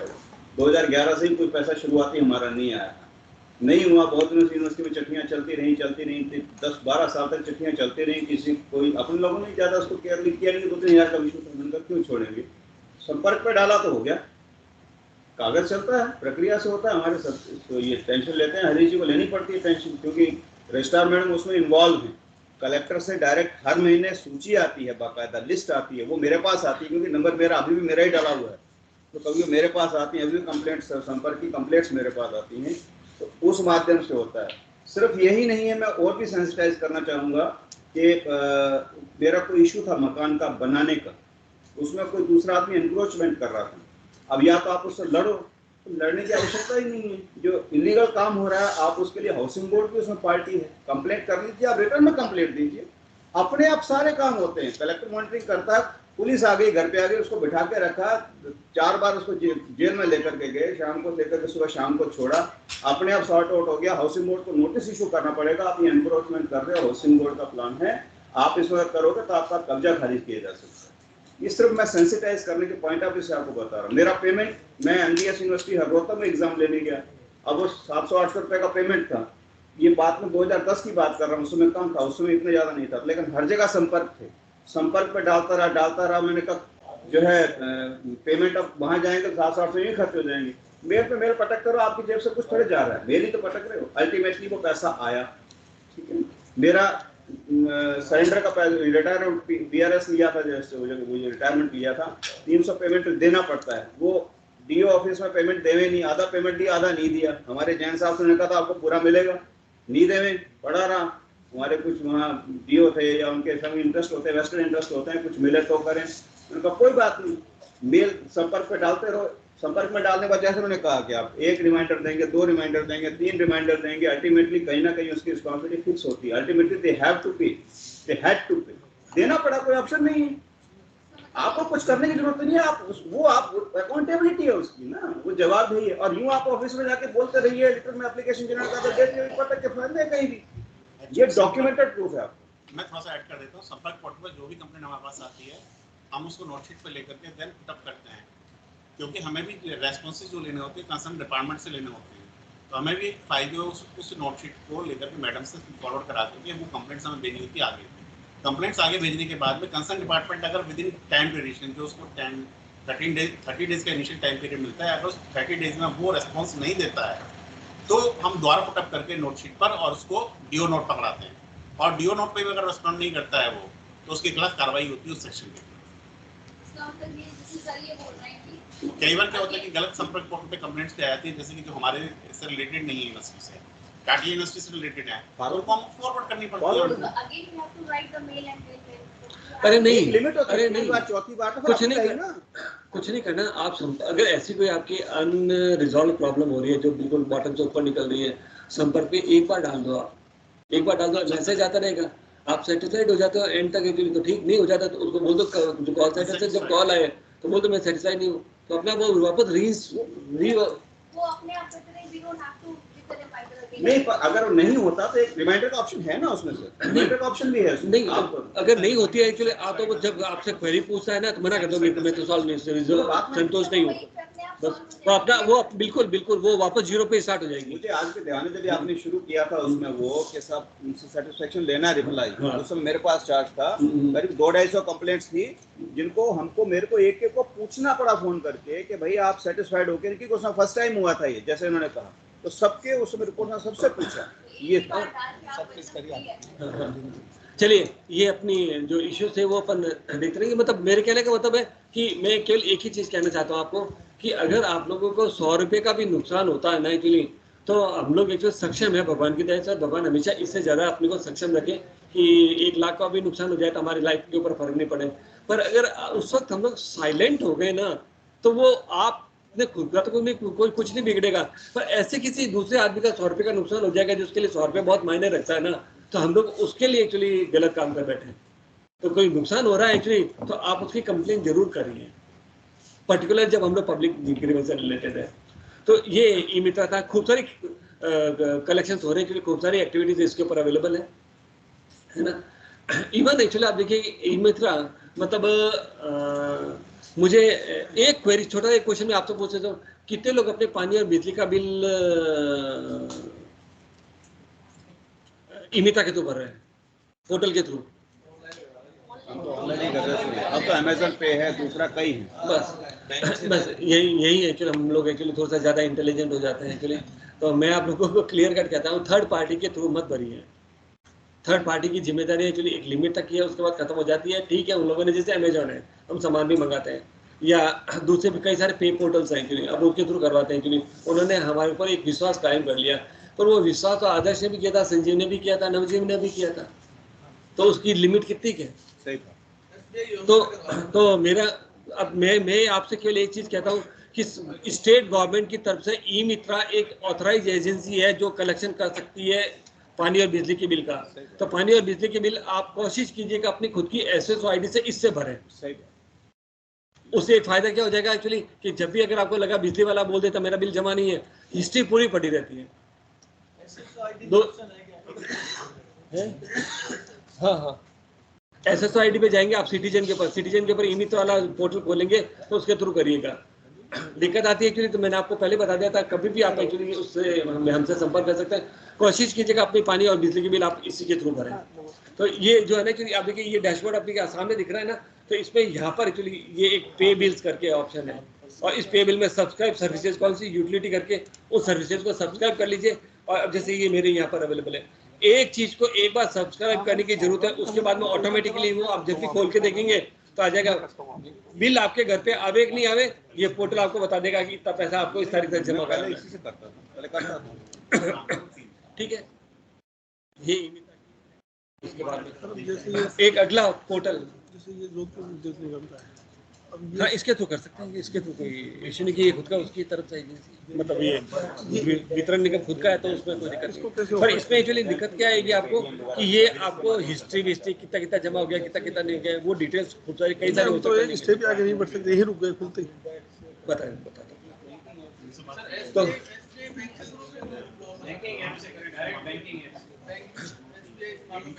तो मैं नहीं, योनो बैंक खुद तो देती नहीं है। आप किस खाते में डालोगे? आप पेमेंट करने की बात कर रहे हो, पोर्टल कौन सा है? ऐसे खुद बिजली पानी बिल के लिए पोर्टल थोड़े बना रखा है, तो मैंने नहीं देखा कि अगर इंटीग्रेशन कर रखा है तो मतलब जो गवर्नमेंट की तरफ से ऑथराइज है, जो प्राइवेट पार्टी को मतलब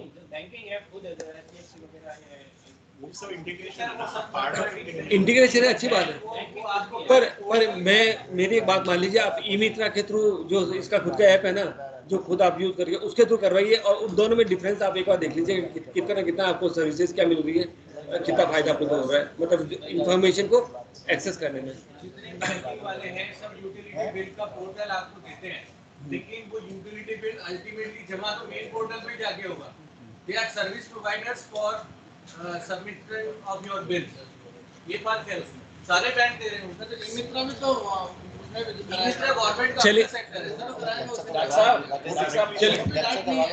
अपन इस डिस्कशन को आगे लेते हैं कि मेरे वो मैं कंटिन्यू करता हूँ। चलिए ये डिस्कशन अपना अलग से हम लोग कर लेंगे, मैं बाद में रुक भी जाऊंगा। अगला अपने पास आ जाता है राज ई वॉल्ट। एक पोर्टल आप लोगों ने और देख रखा होगा डिजी लॉकर करके, तो मुझे नहीं पता कि डिजी लॉकर के पर कौन एक्चुअली कितना एक्टिव है या नहीं है। एक्चुअली सेंट्रल गवर्नमेंट ने ये एक नोटिफिकेशन भी निकाल रखा है संभवतः कि आप डिजी लॉकर किसी को दिखा देते हो तो उसकी वैलिडिटी उतनी है जितनी की ओरिजिनल की है। ठीक है, डिजी लॉकर का क्या कॉन्सेप्ट होता है कि शायद मेरे ख्याल से आपके यूनिवर्सिटी के भी सर्टिफिकेट वगैरह डिजी लॉकर के पर आप लोगों ने डाले होंगे, नहीं डाले होंगे तो वो भी कार्रवाई की जा सकती है। हाँ नहीं डले तो अच्छी बात है। तो इसमें क्या होता है, एक्चुअली कि जो कंसर्न डिपार्टमेंट होता है, वो कंसर्न डिपार्टमेंट से डिजी लॉकर वाले खुद डेटा लेते हैं ऑथराइज, और वो ऑथराइज लेने के बाद में उनको खुद को बोल रखा है कि आप जो डेटा हमें दे रहे हो उसकी जिम्मेदारी सोली उस पर्सन की है जो डेटा प्रोवाइड कर रहा है उनको पोर्टल के अपलोड करने के लिए, वो जो खुद अकेला आदमी रिस्पॉन्सिबल है। राइट, तो किसी भी तरह की कोई गलती होगी तो सीधा सुली पे वही चलेगा जो डिपार्टमेंट का आदमी है। और उसके बाद जैसे पोर्टल पे चला जाता है तो इसका मतलब ऑथेंटिक तो है ही, उसमें कोई डाउट ही नहीं है एक्चुअली। और ऑथेंटिक होने के बाद में जैसे कि वो देते हैं, हाँ उसका जो शेप है वो एग्जैक्टली वो शेप नहीं आएगा जो सर्टिफिकेट या हमारा खुद का होता है। तो अगर आप लोग देखें तो आपके ड्राइविंग लाइसेंस हैं, आपके पैन कार्ड हैं, अब यूनिवर्सिटी के सर्टिफिकेट्स हैं, पुराने तो नहीं मिलेंगे, पर जो नई यूथ है उनके हो सकता है कि जैसे राजस्थान बोर्ड है, राजस्थान बोर्ड ने 2014-15 से एक्चुअली अपने सर्टिफिकेट डिजी लॉकर पे डाल दिए। दूसरी यूनिवर्सिटी अपने अपने हिसाब से एक्चुअली सर्टिफिकेट इनके ऊपर डालने का काम कर रही है एक्चुअली, और डिजी लॉकर उसको वेरीफाई कर देता है। वेरीफाई करने के बाद में वो पब्लिक के लिए एक्सेसिबल हो जाता है। उसके आधार के थ्रू एक बार रजिस्ट्रेशन करवाना पड़ता है उसको डिजी लॉकर के ऊपर। ये मेरी बात को एक बार शायद आप लोगों ने अच्छे से देख लिया गया कि डिजी लॉकर के ऊपर जो डेटा जाता है वो डिपार्टमेंट का अथॉरिटी उसको देता है ऑथेंटिक वे में, और ऑथेंटिक वे में देने के बाद में ही वो उसके ऊपर पोर्टल के ऊपर चला जाता है। तो एक तरह से नया क्रिएशन टाइप का हो गया।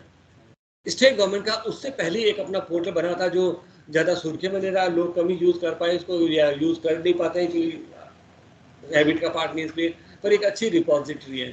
इसमें क्या है कि आप अपनी मार्कशीट वगैरह उसको स्कैन करा के इसके ऊपर अपलोड करा दीजिए। तो 10th 11th 12th की मार्कशीट, ग्रेजुएशन की मार्कशीट अपनी वो सब इसके ऊपर अपलोड करा के रख दीजिए। और स्टार्टिंग में तो ये भी था प्लान में कि उसको उस डिपार्टमेंट से वेरीफाई करवा लेंगे, तो एक तरह से ऑथेंटिक हो जाएगा एक्चुअली। तो यहाँ डेटा नहीं है, यहाँ आपकी मार्कशीट की स्कैन कॉपी उसके ऊपर पड़ी है, राइट। अब मैं आपको एक सिंपल सी बात पूछूं कि अनफॉर्चुनेटली, प्योरली अनफॉर्चुनेटली, अगर किसी का ड्राइविंग लाइसेंस हो जाता है तो मैं उससे पूछता हूँ कि उसका ड्राइविंग लाइसेंस का नंबर ध्यान है क्या उसका? I doubt any amount. ज़्यादा से ज़्यादा कोई फोटो खींच रखे तो बात अलग है, तो आज हमारे पास नहीं होता है। तो अगर वो चीज़ इसके ऊपर डाली होती तो 24 आवर्स एक्सेसिबल, आप सपोज आरटीओ में चले गए, नंबर क्या था आपका, ये रहा नंबर, वो स्कैन करा के इसके ऊपर अपलोड तो एक बार ही कराना पड़ता है ना। तो इसके ऊपर आपके एड्रेस प्रूफ, एजुकेशन प्रूफ, ये सब कुछ अपलोड कराने का एक ऑप्शन अवेलेबल है। तो ये भी एसओसी से एक बार खुलेगा, एक बार एसओसी से मैप होने के बाद में आप अपलोड कर सकते हैं डॉक्यूमेंट। तो इसका जो पोर्टल है www.evault.rajasthan.gov.in, राइट। और डिटेल आपके पास में लिखी हुई है कि मैं आपको ये, जैसे आप देखिए, proof of identity, proof of address, education qualification, इतने सारे सेगमेंट बने हुए हैं। तो इनसे रिलेटेड कोई भी डॉक्यूमेंट आप लोग अपलोड करा सकते हो उसके ऊपर। तो राज ई वॉल्ट, अगर आप एसओसाइडी खोलेंगे तो उसमें सिटीजन में देख लीजिएगा, आप राज ई वॉल्ट करके कोई आइकन आ जाएगा, तो उसके थ्रू आप लोग ये यूज़ कर सकते हैं। ये जैसे कि आप देखें तो ये मैंने कुछ अपने डॉक्यूमेंट डाल रखे हैं, उसकी डिटेल आपके सामने शो कर रहा हूँ मैं।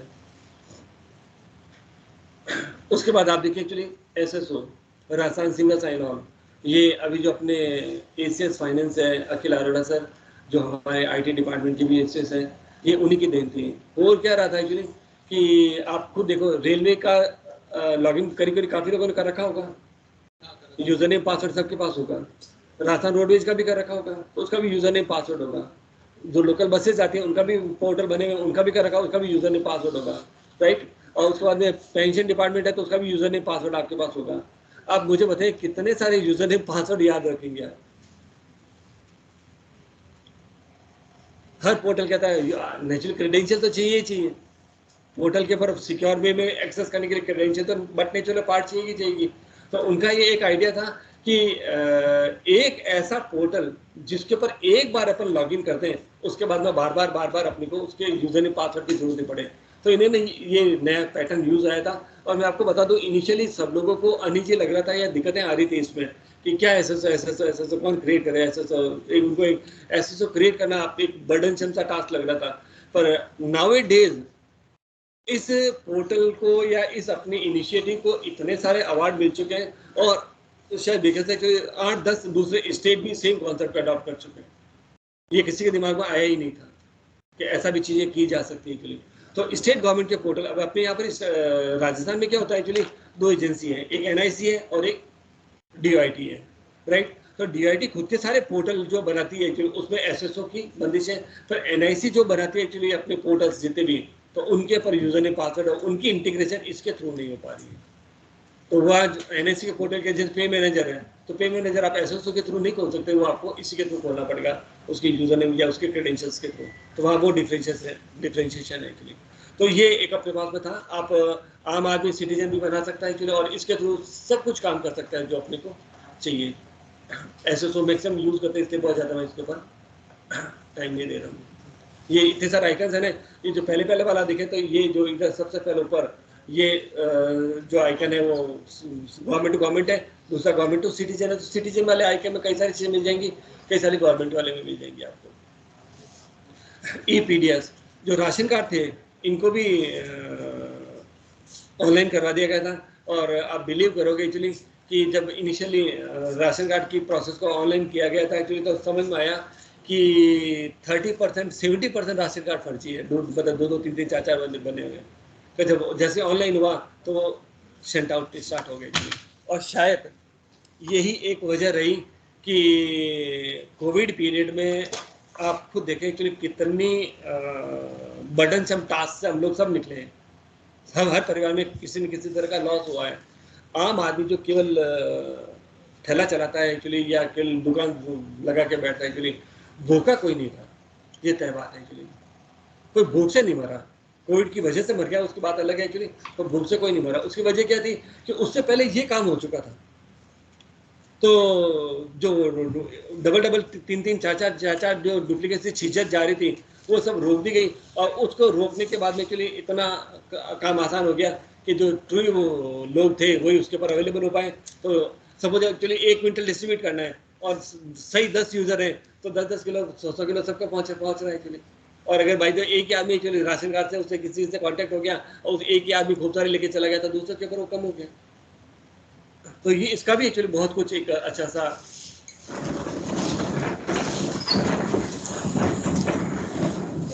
बोलते रहिए बोलिए इसका मतलब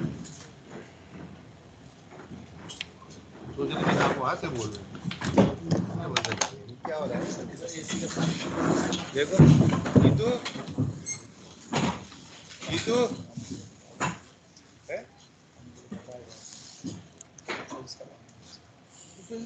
गीतू को बुलाना ये तो है ना, तो सिर्फ देखने आए कि रूम में ठंडा नहीं है।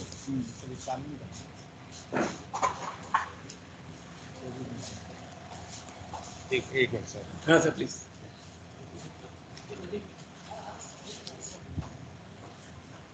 वाइस चांसलर हमारे प्रोफेसर CK प्रजापति और तुम देखो कहाँ ठंडा हो रहा है, तुम कह रहे हो ठंडा हो रहा है।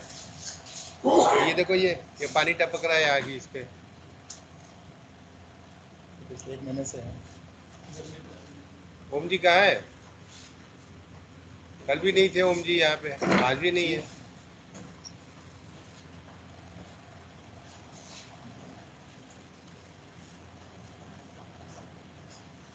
वहाँ ठंडा लग रहा है कोने में? नहीं है ना बिल्कुल। पंखे चला तो पंखा मूवमेंट में तो कर दो ऐसे करके।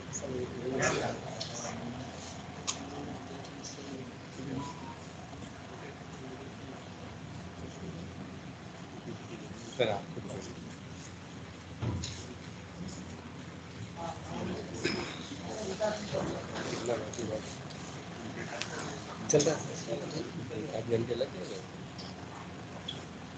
हो जाएगा।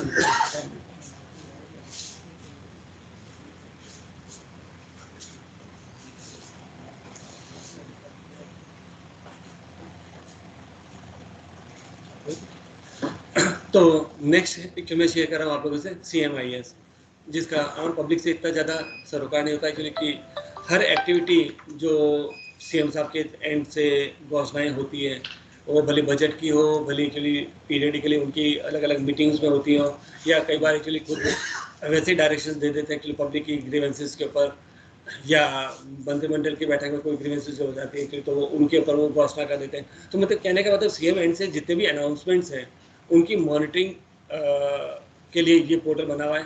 तो हर डिपार्टमेंट अपनी अपनी जो घोषणा है उसके ऊपर एक्शन उनको लेना होता है और उसको इसकी भी चीफ सेक्रेटरी लेवल के ऊपर करीब करीब पीरियडिकली हर वीक मॉनिटरिंग होती है कि कितने कितने अनाउंसमेंट हो गए, किन किन का क्या स्टेटस है।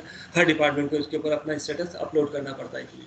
तो इसके ऊपर भी हम लोगों को सेंसिटिव होने की ज़रूरत होती है क्योंकि इसकी लेवल मॉनिटरिंग भी ऊपर लेवल से होती है। एक और पोर्टल अपने पास में अवेलेबल है, SIPF portal. There was a time when we all were having manual passbook of GPF या स्टेट इंश्योरेंस की, जो स्टेट गवर्नमेंट एम्प्लॉइज हैं उनके लिए। तो गवर्नमेंट की तरफ से एक पोर्टल बना दिया गया, हमें पता नहीं होता था एक्चुअली कि अगर हम लोगों को कोई लोन लेना है तो कितना लें या क्या करें। और वो सारी प्रक्रिया ऑनलाइन हो गई। इस पोर्टल के माध्यम से ही हम लोगों को ऑनलाइन अप्लाई कराना पड़ता है एक्चुअली। और जैसे मेरी डॉटर के लिए मैंने लोन अप्लाई किया था actually, with in span of 15 days मेरे खाते में पैसा जमा हो गया, 15 लाख रुपए जमा हो। मुझे कहीं चक्कर भी लगाने की जरूरत नहीं पड़ी क्योंकि उसके पहले एक्चुअली मुझे ये पता नहीं लगता था कि शादी के लिए कितना लोन मिल सकता है। तो ये सब चीज़ें ऑटोमेटिकली पोर्टल के थ्रू आजकल अवेलेबल है। तो शायद ये तो आप लोगों के लिए एप्लीकेबल होगा कि नहीं होगा मुझे आइडिया नहीं, तो शायद नहीं होगा। तो ये पोर्टल भी अपने पास में अवेलेबल है जहाँ स्टेट इंश्योरेंस और GPF इससे रिलेटेड एक्टिविटीज़ ये जैसे एक्चुअली डिटेल पूरी आ जाती है अपने पास में। मेरे जो लॉगिन का खोल रखा है मैंने, और कितना हर महीने जमा हुआ वो इंश्योर भी किया जा सकता है। नहीं तो पता लगता था कि अपना पैसा तो कटा है, खाते में जमा नहीं हो रहा है। तो वो सारी एनोमलीज अब इस पोर्टल के माध्यम से खत्म हो गई। नेक्स्ट जो हम लोग बात करें एक्चुअली एजुकेशन के लिए, तो DIT का ये एक पोर्टल बना हुआ है एक्चुअली ई लर्निंग के पॉइंट ऑफ व्यू से।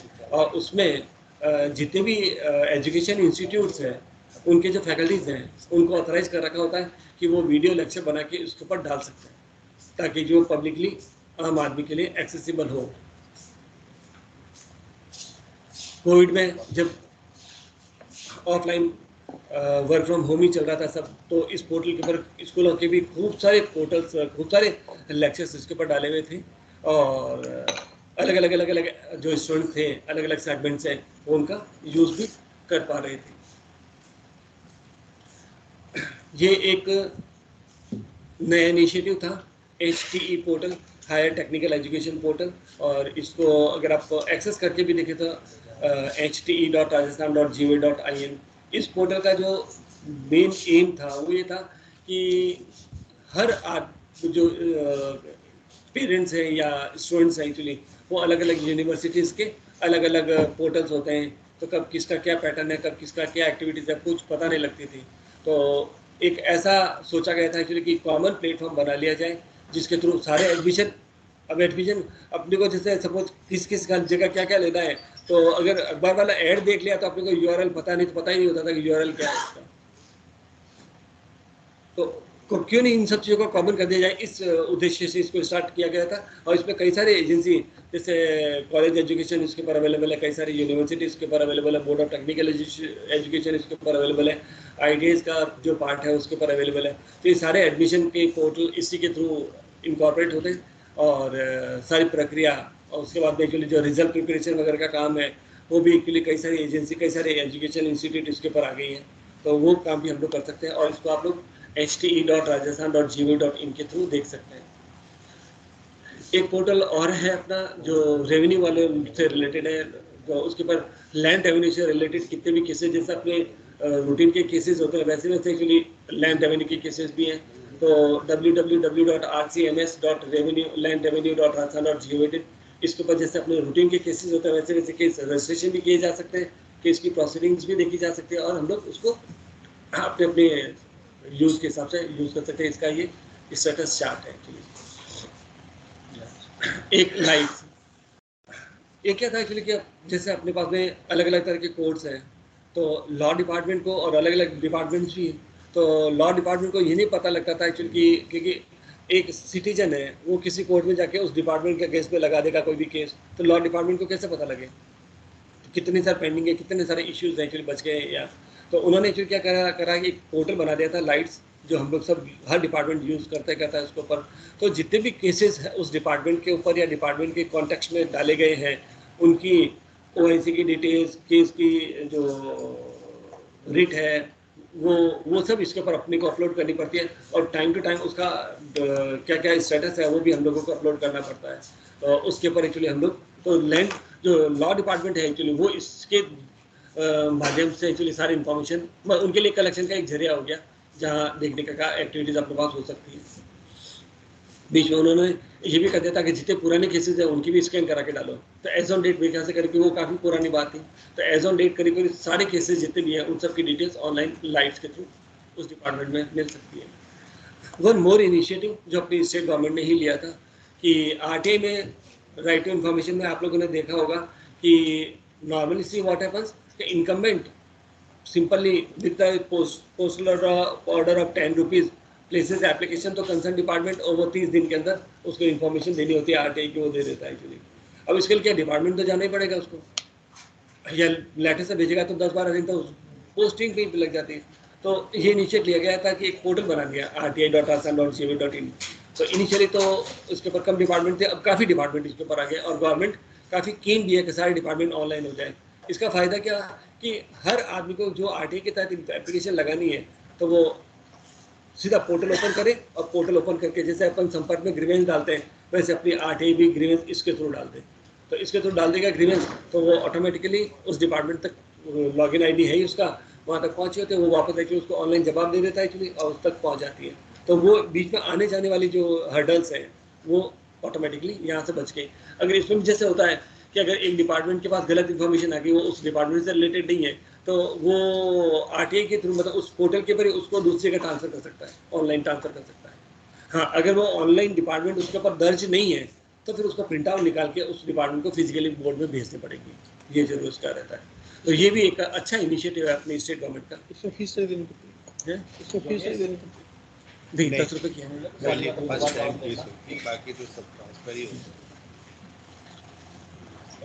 एक और पोर्टल एक्चुअली जिसका भी हम लोग बहुत ज़्यादा यूज़ नहीं कर पा रहे एक्चुअली, या मतलब सब जगह पहुंच नहीं पा रहे एक्चुअली, www.gis.assam.go.in, इसको हम लोग बोलते हैं राजधरा। ऑब्जेक्ट इसका ये था, जैसे गूगल मैप के ऊपर सारी आ जाता है ना एक्चुअली, कौन से होटल हमारे नज़दीक है, कौन सी एजुकेशन इंस्टीट्यूट नज़दीक है, कौन सा जो रेस्टोरेंट नज़दीक है एक्चुअली। तो ऐसे ये डाला गया था एक्चुअली कि जितने भी अपने गवर्नमेंट मशीनरी के हॉस्पिटल्स हैं, जितने भी एजुकेशन इंस्टीट्यूट हैं, जितने भी गवर्नमेंट ऑफिसेज हैं, तो वो अपने इस पोर्टल के ऊपर लोकेशंस को डाल दे, लॉन्गिट्यूड लैटिट्यूड, और उसके आइडेंटिटी डाल दे। उससे रिलेटेड इसका एक सेट प्रोफार्मा है, उस सेट प्रोफार्मा में जो इन्फॉर्मेशन डिमांड की जाती है वो उसके ऊपर पुटअप कर दे। इससे क्या होता है, हो जाएगा एक्चुअली कि जो इनकमेंट मतलब जो आम आदमी है, आम आदमी इस पोर्टल के थ्रू एक्चुअली जब अपने एक्सेस करना चाहे तो उसको पता लग जाएगा कि है कौन सी इन्फॉर्मेशन, मतलब कौन सी जगह कहाँ पर अवेलेबल है। और सबसे इम्पॉर्टेंट चीज़ ये कि गूगल में कोई गलत चीज़ आ गई तो अपन कुछ नहीं कर सकते। इसके ऊपर गलत आने का चांसेस इसलिए नहीं रहेगी कि डालने वाला गवर्नमेंट डिपार्टमेंट, तो वो ऑथेंटिक इन्फॉर्मेशन अपने पास में हर चीज़ की रहेगी। तो इसको भी मैं ज़रूर आप लोगों से आग्रह करना चाहता हूँ, क्योंकि आपसे रिलेटेड जो हॉस्पिटल्स हैं या जो गवर्नमेंट के ऑफिस हैं या यूनिवर्सिटी के ऑफिस हैं, वो भी इसके ऊपर डाले जा सकते हैं एक्चुअली। और इसका जो मेल आईडी है उसके ऊपर आप एक मेल भेज देंगे तो आपको तरीका बता देंगे कि कौन कौन सा।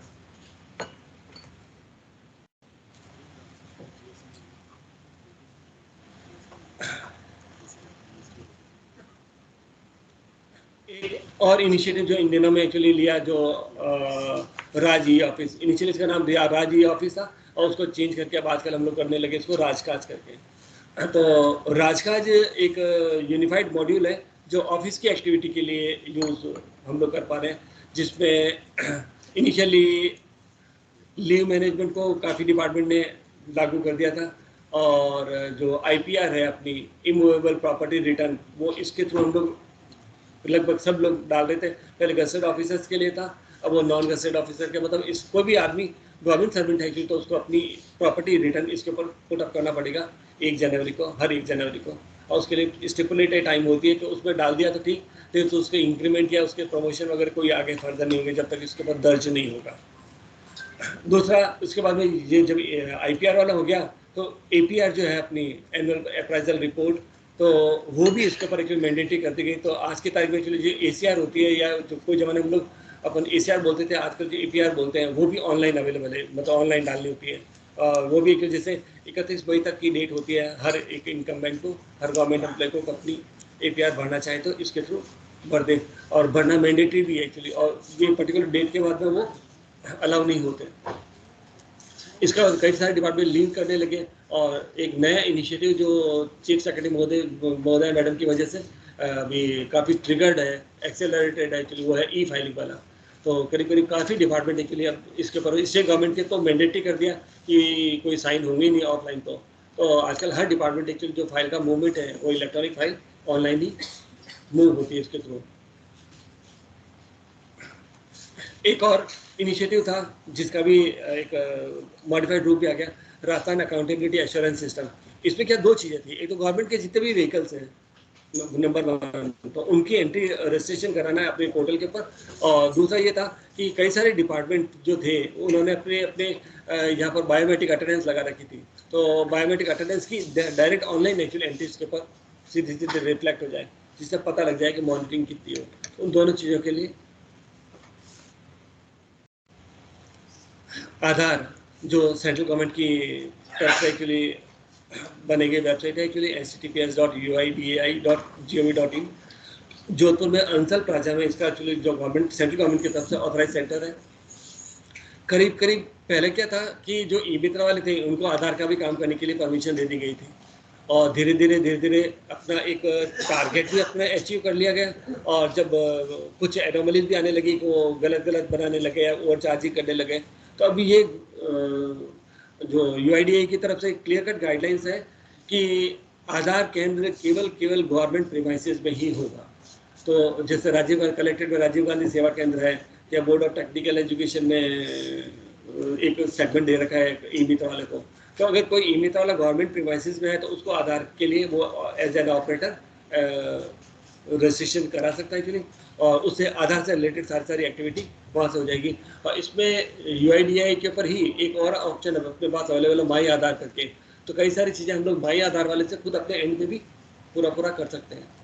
तो सभी चीजें हो जाती है। हाँ। सब ऑनलाइन सिस्टम में जन आधार, ये तो ये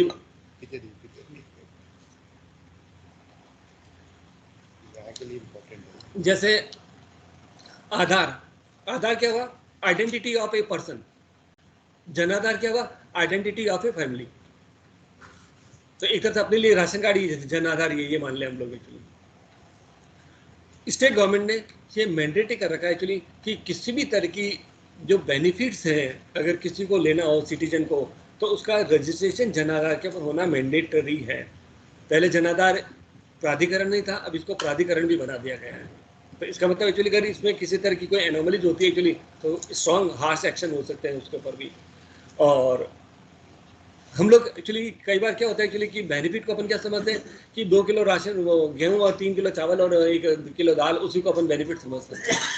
बेनिफिट का मतलब क्या होता है एक्चुअली कि अगर आप एक्चुअली रिजर्वेशन का फायदा लेना चाहते हैं तो वो भी गवर्नमेंट की तरफ से दिया जाने वाला बेनिफिट है, कि रिजर्वेशन पॉलिसी स्टेट गवर्नमेंट की होती है।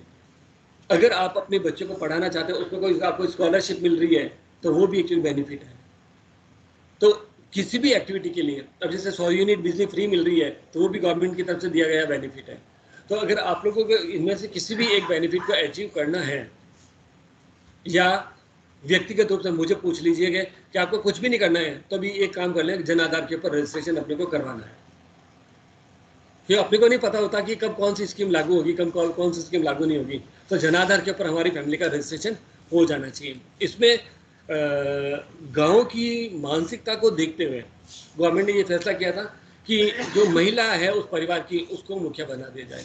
कि गांव में एक्चुअली अंदर से एक्चुअली ये चीज़ें ऑब्जर्व होती है कि जो मेल डोमिनेंस होते हैं एक्चुअली, तो वो क्या कहते हैं, पैसा आते हैं एक्चुअली या तो ड्रिंक्स में उड़ा देते हैं या एक्चुअली अपने दूसरे खाने पीने में उड़ा देते हैं एक्चुअली। तो उस चीज़ से बचने के लिए ये बोला कि भाई महिला को मुखिया बना दिया जाए और उसी का बैंक अकाउंट नंबर को उसके साथ एसोसिएट कर दिया जाए, तो फायदे आएंगे, ताकि जो उसके ऊपर थोड़ा सा कंट्रोल रहे। ये इसके ऊपर थोड़ी सी मंशा थी। तो जनाधार में एक बार रजिस्ट्रेशन कराने के बाद में उस जनाधार को आपका एसोस आईडी है उससे भी लिंक करवा दीजिए, अगर आपकी कोई दूसरी एक्टिविटीज़ है उसके भी लिंक करवा दीजिए। तो सीडिंग हो जाए, आपको स्कूल में बच्चा पढ़ रहा है तो उसको फ़ायदा तभी मिल पाएगा जब वो जनाधार से, इवन जैसे टॉप कर लिया, अगर वो गार्गी अवार्ड उसको चाहिए एक्चुअली, तो Gargi award is again a kind of benefit given by the government, तो आपको जनाधार चाहिएगा। तो बच्चे की डिटेल भी सीडिंग उसके थ्रू हो जानी चाहिए। तो ये भी आप लोग जरूर करवा लीजिएगा। RGHS और चिरंजीवी भी इससे रिलेटेड RGHS, हाँ RGS भी बेनिफिट है गवर्नमेंट की तरफ से, वो भी इसके थ्रू रिलेटेड है। चिरंजीवी इसी के थ्रू रिलेटेड है, विदाउट दिस नहीं मिल रहा है। इसलिए मैं कह रहा हूँ, मैं क्या अपने को ना बेनिफिट कहते हैं अपन, कुछ चीज़ें बहुत कंजर्वेटिव होता है अपन, इतने यही बेनिफिट है, क्योंकि बेनिफिट उसके अलावा वो सारे बेनिफिट हम लोग कई सारे ले भी रहे, हमें आइडिया नहीं है कि हम लोग ले रहे हैं नहीं ले रहे। इसलिए जनाधार के तो उसका रजिस्ट्रेशन मैंडेटरी है। हम लोग रजिस्ट्रेशन खुद भी करा सकते हैं और ईमिता के तो भी करा सकते हैं। और मैं आपको बता दूं कि आप ईमिता की किसी भी कियोस्क के ऊपर जाके देखेंगे तो रजिस्ट्रेशन जनाधार का करवाना चाहते हैं उसके कोई चार्जेस नहीं है, और जनाधार में एडिटिंग करवाना चाहते हैं तो उसके चार्जेस हैं। तो आप जब, इसलिए मैंने आपको ईमित्रा वाला जो पोर्टल में डिस्कस करा था, आप लोगों से शेयर किया था मैंने कि whenever you visit any particular eMitra, तो देखिए रेट लिस्ट लगी हुई नहीं लगी हुई है, हम उसके ऊपर ध्यान नहीं देते, पढ़ते नहीं, तो पढ़ने की कोशिश कीजिएगा आप लोग उसको भी। सभी जगह क्यों हम लोग जैसे इंस्पेक्शन रहता है हमारे सबसे पहले वही आते हैं, और वो नहीं आते 500 रुपये की पेनल्टी और 15 दिन उसको डिस्पेंड करने का सीधा क्लियर कट इंस्ट्रक्शन है। RGHS जैसे कि मैं कहता हूँ एक्चुअली सब लोगों ने फायदा डायरेक्टली इनडायरेक्टली हम लोग ले रहे हैं।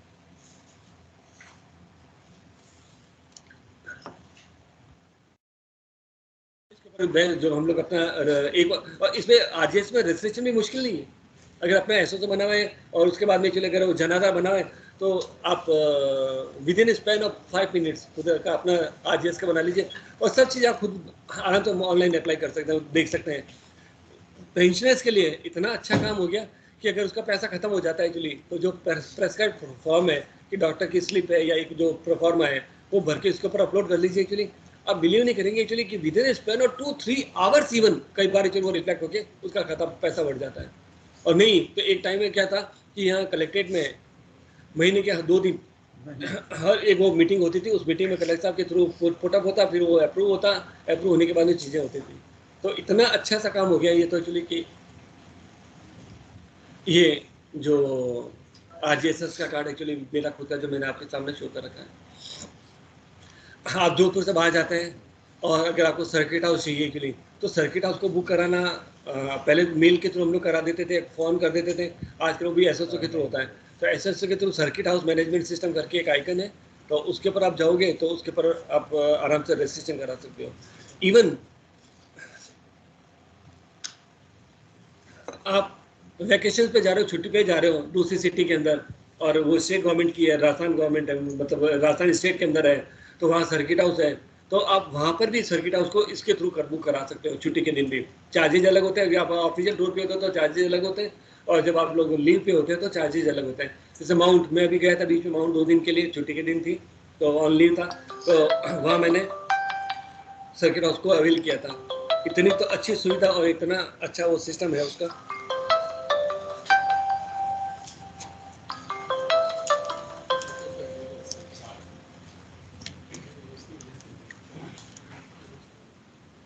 ये जो स्क्रीनशॉट है इसका, एक और जो इनिशिएटिव स्टेट गवर्नमेंट ने लिया हुआ है और हमारा डिपार्टमेंट तो इसको 100% अप्लाई कर रहा है actually, Rajasthan attendance management system, EMS, राज EMS हम लोग बोलते हैं। इस हम लोगों की अटेंडेंस सुबह 9:30 बजे और शाम को जाते वक्त 6 बजे इसी मोबाइल ऐप के थ्रू हम लोग कर देते हैं एक्चुअली। और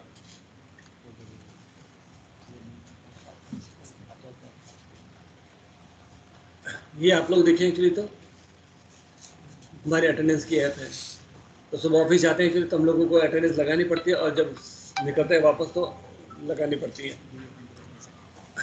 इसमें क्या कर रखा था एक्चुअली, हर ऑफिस को 300 मीटर के रेंज में जियो टैगिंग कर देता है। उस ऑफिस के लॉन्गिट्यूड लैटिट्यूड डालेंगे तो 300 मीटर की रेंज में वो, तो अगर इस मोबाइल से मैं एप्लीकेशन अटेंडेंस लगाऊंगा तो वो मेरे उस ऑफिस के प्रीमाइसेस में है तो बोल देगा एक्चुअली आप सही हो, और अगर वहाँ प्रीमाइसेस से मैं बाहर हूँ तो बोल देगा आप गलत लोकेशन से अटेंडेंस लगा रहे हो। और काम इतना आसान हो गया एक्चुअली कि जैसे एक्चुअली जोधपुर में 21 ब्लॉक है, 21 ब्लॉक के ऊपर हमारे डिपार्टमेंट के स्टाफ लगे हुए हैं, कौन जा रहा है कौन नहीं जा रहा है एक्चुअली केवल इस ऐप के थ्रू हम लोग आराम से आइडेंटिफाई कर सकते हैं। तो दिस इज अगेन, और जैसे सोशल जस्टिस डिपार्टमेंट उन्होंने इसको अडॉप्ट कर लिया, और अभी रिसेंटली प्रभारी मंत्री जी आए थे तो उन्होंने मीटिंग में ये कहा था कि CMHO साहब को कि अपने हॉस्पिटल या डिस्पेंसरीज हैं उनको भी इस EMS पे ले आओ, तो उनका भी सिस्टम वो कल परसों भी मतलब 2-4 दिन पहले मैंने ट्रिगर करवा दिया था। तो अटेंडेंस जितने भी स्टाफ की है वो इसके थ्रू हमारी होने लग गई। इसको करने के लिए क्या करना पड़ेगा? हम को रिक्वेस्ट भेज दी सर इसको वापस समझा दें एक बार दोबारा राज AMS के बारे में। ये सर एक्चुअली जो अटेंडेंस है अपनी, इनिशियली तो ये मंशा थी कि अपन अटेंडेंस रजिस्टर जो होता है कि उसको हटा ही देंगे, बिल्कुल हटा देंगे। तो इनिशियल चूँकि पायलट प्रोजेक्ट है अभी, तो अभी पैरेलल में दोनों ही चल रहे हैं। तो इसमें हर स्टाफ को सुबह जाते वक्त और शाम को आते वक्त 2 टाइम अटेंडेंस वहाँ ऑफिस में रख के करनी। ऑफिस में एक छोटी सी मोबाइल ऐप बनी हुई है, ये मोबाइल ऐप है, इसके through mark in mark out, अगर आप जैसे कोई टूर पे जा रहे हो या आपको कोई विजिट पे जाना है तो आउट ऑफ ऑफिस है, छुट्टी पे जाते तो ऑन लीव, इतने ऑप्शंस होते हैं, अपने पास इतने रिक्वायर्ड होती हैं। तो ये हर स्टाफ के लिए, तो DOIT के हमारे 100% एक्चुअली जितने भी स्टाफ जो ब्लॉक में लगे हुए हैं उनके लिए ये मैंडेटरी कर दी गई है, और 1.5 साल से हम लोग इसको गवर्नमेंट पैसा चार्ज कर रही है इसका? कोई चार्जेस नहीं, फ्री प्योरली फ्री।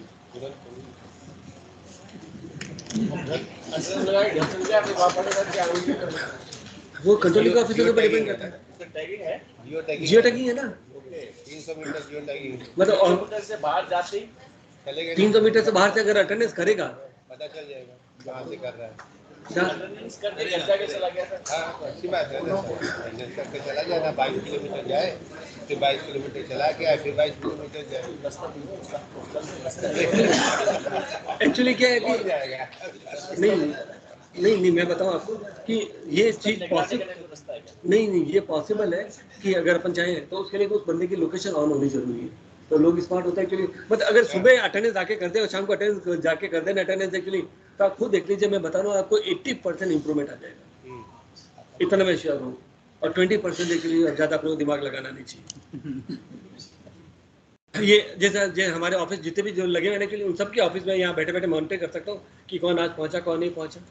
और जैसे मुझे पता लगता है एक्चुअली कि उसकी अटेंडेंस बाहर से ब्रीच हुई है, तो हमारे तो क्या एक्चुअली सब जगह वो रासवान के कनेक्शंस हैं, तो मैं आईपी फोन से कॉल करके भी पूछ लेता हूँ फिजिकली कहाँ पर है, तो वो भी पता लग जाता है एक्चुअली। तो महीने में 1 या 2 एब्रप्ट कॉल करने की जरूरी है, बाकी अपना आप सबको पता लग जाता है कि कब किसका नंबर आ जाए, कुछ पता नहीं लगेगा। कितनी भी लोकेशन आप करें, ये सारे व्हाट्सएप ऑन करेंगे ना, नेटवर्किंग से सब पता चल जाता है आजकल, कि कहीं से भी करें वो पता चल जाएगी लोकेशन में कहाँ पे,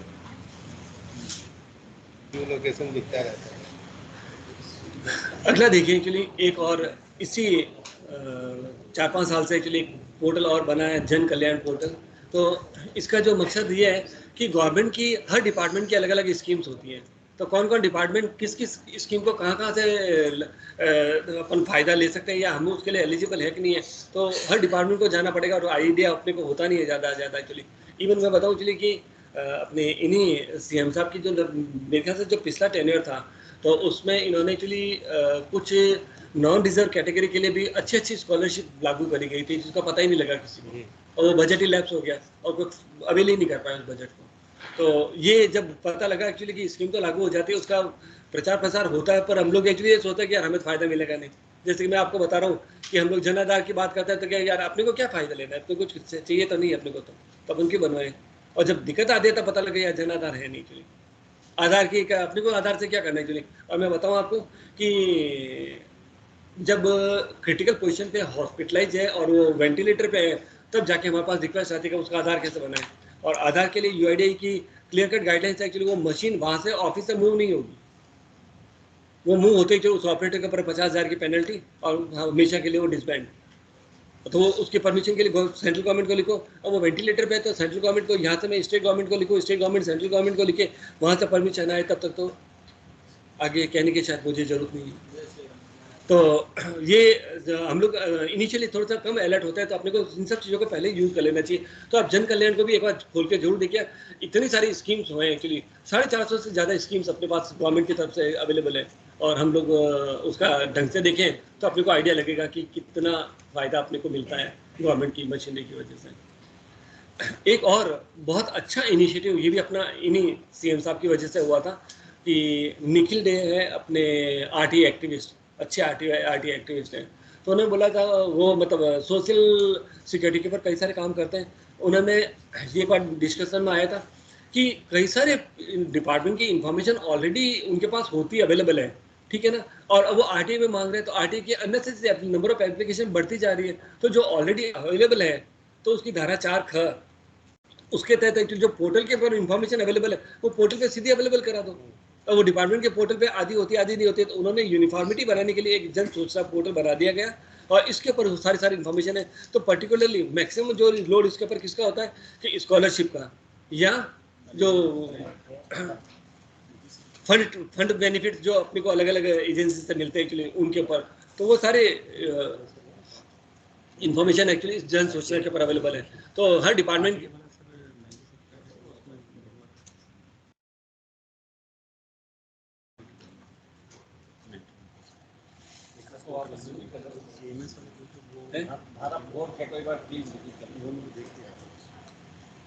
जन सूचना पोर्टल आप बता 4(2)(ख) 4(2)(ख) 4 की 2 की ख।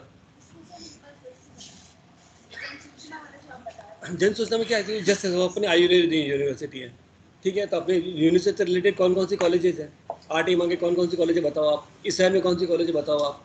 तो वो एप्लीकेशन रोकने के लिए क्या करें कि इन जन सूचना वालों को हम लोग वो एक मेल भेज दें कि हमारे इन इन्फॉर्मेशन को आप अपने पोर्टल के ऊपर इंटीग्रेट कर लो। वो ऑलरेडी अपनी यूनिवर्सिटी की वेबसाइट के ऊपर अवेलेबल है, तो इसको उसे इंटीग्रेट कर देंगे तो चीज़ें हमारे रिफ्लेक्ट होने लग जाएंगी, तो उसे नंबर ऑफ आरटी एप्लीकेशन कम हो जाएंगी, किस जगह कितनी सिटी है कितनी क्या है।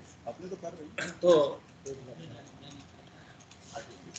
ठीक है इसका वो तो पोर्टल आईडी है है ना जन सूचना जन सूचना SOOCHNA। जन सूचना पोर्टल आप खोल के आ जाओ। तो ये अपने स्टेट गवर्नमेंट के कुछ पोर्टल थे। इसके अलावा जो IFMS हम लोग ऑलरेडी यूज करते हैं, जिसके थ्रू अपनी सैलरी वगैरह बनती है। और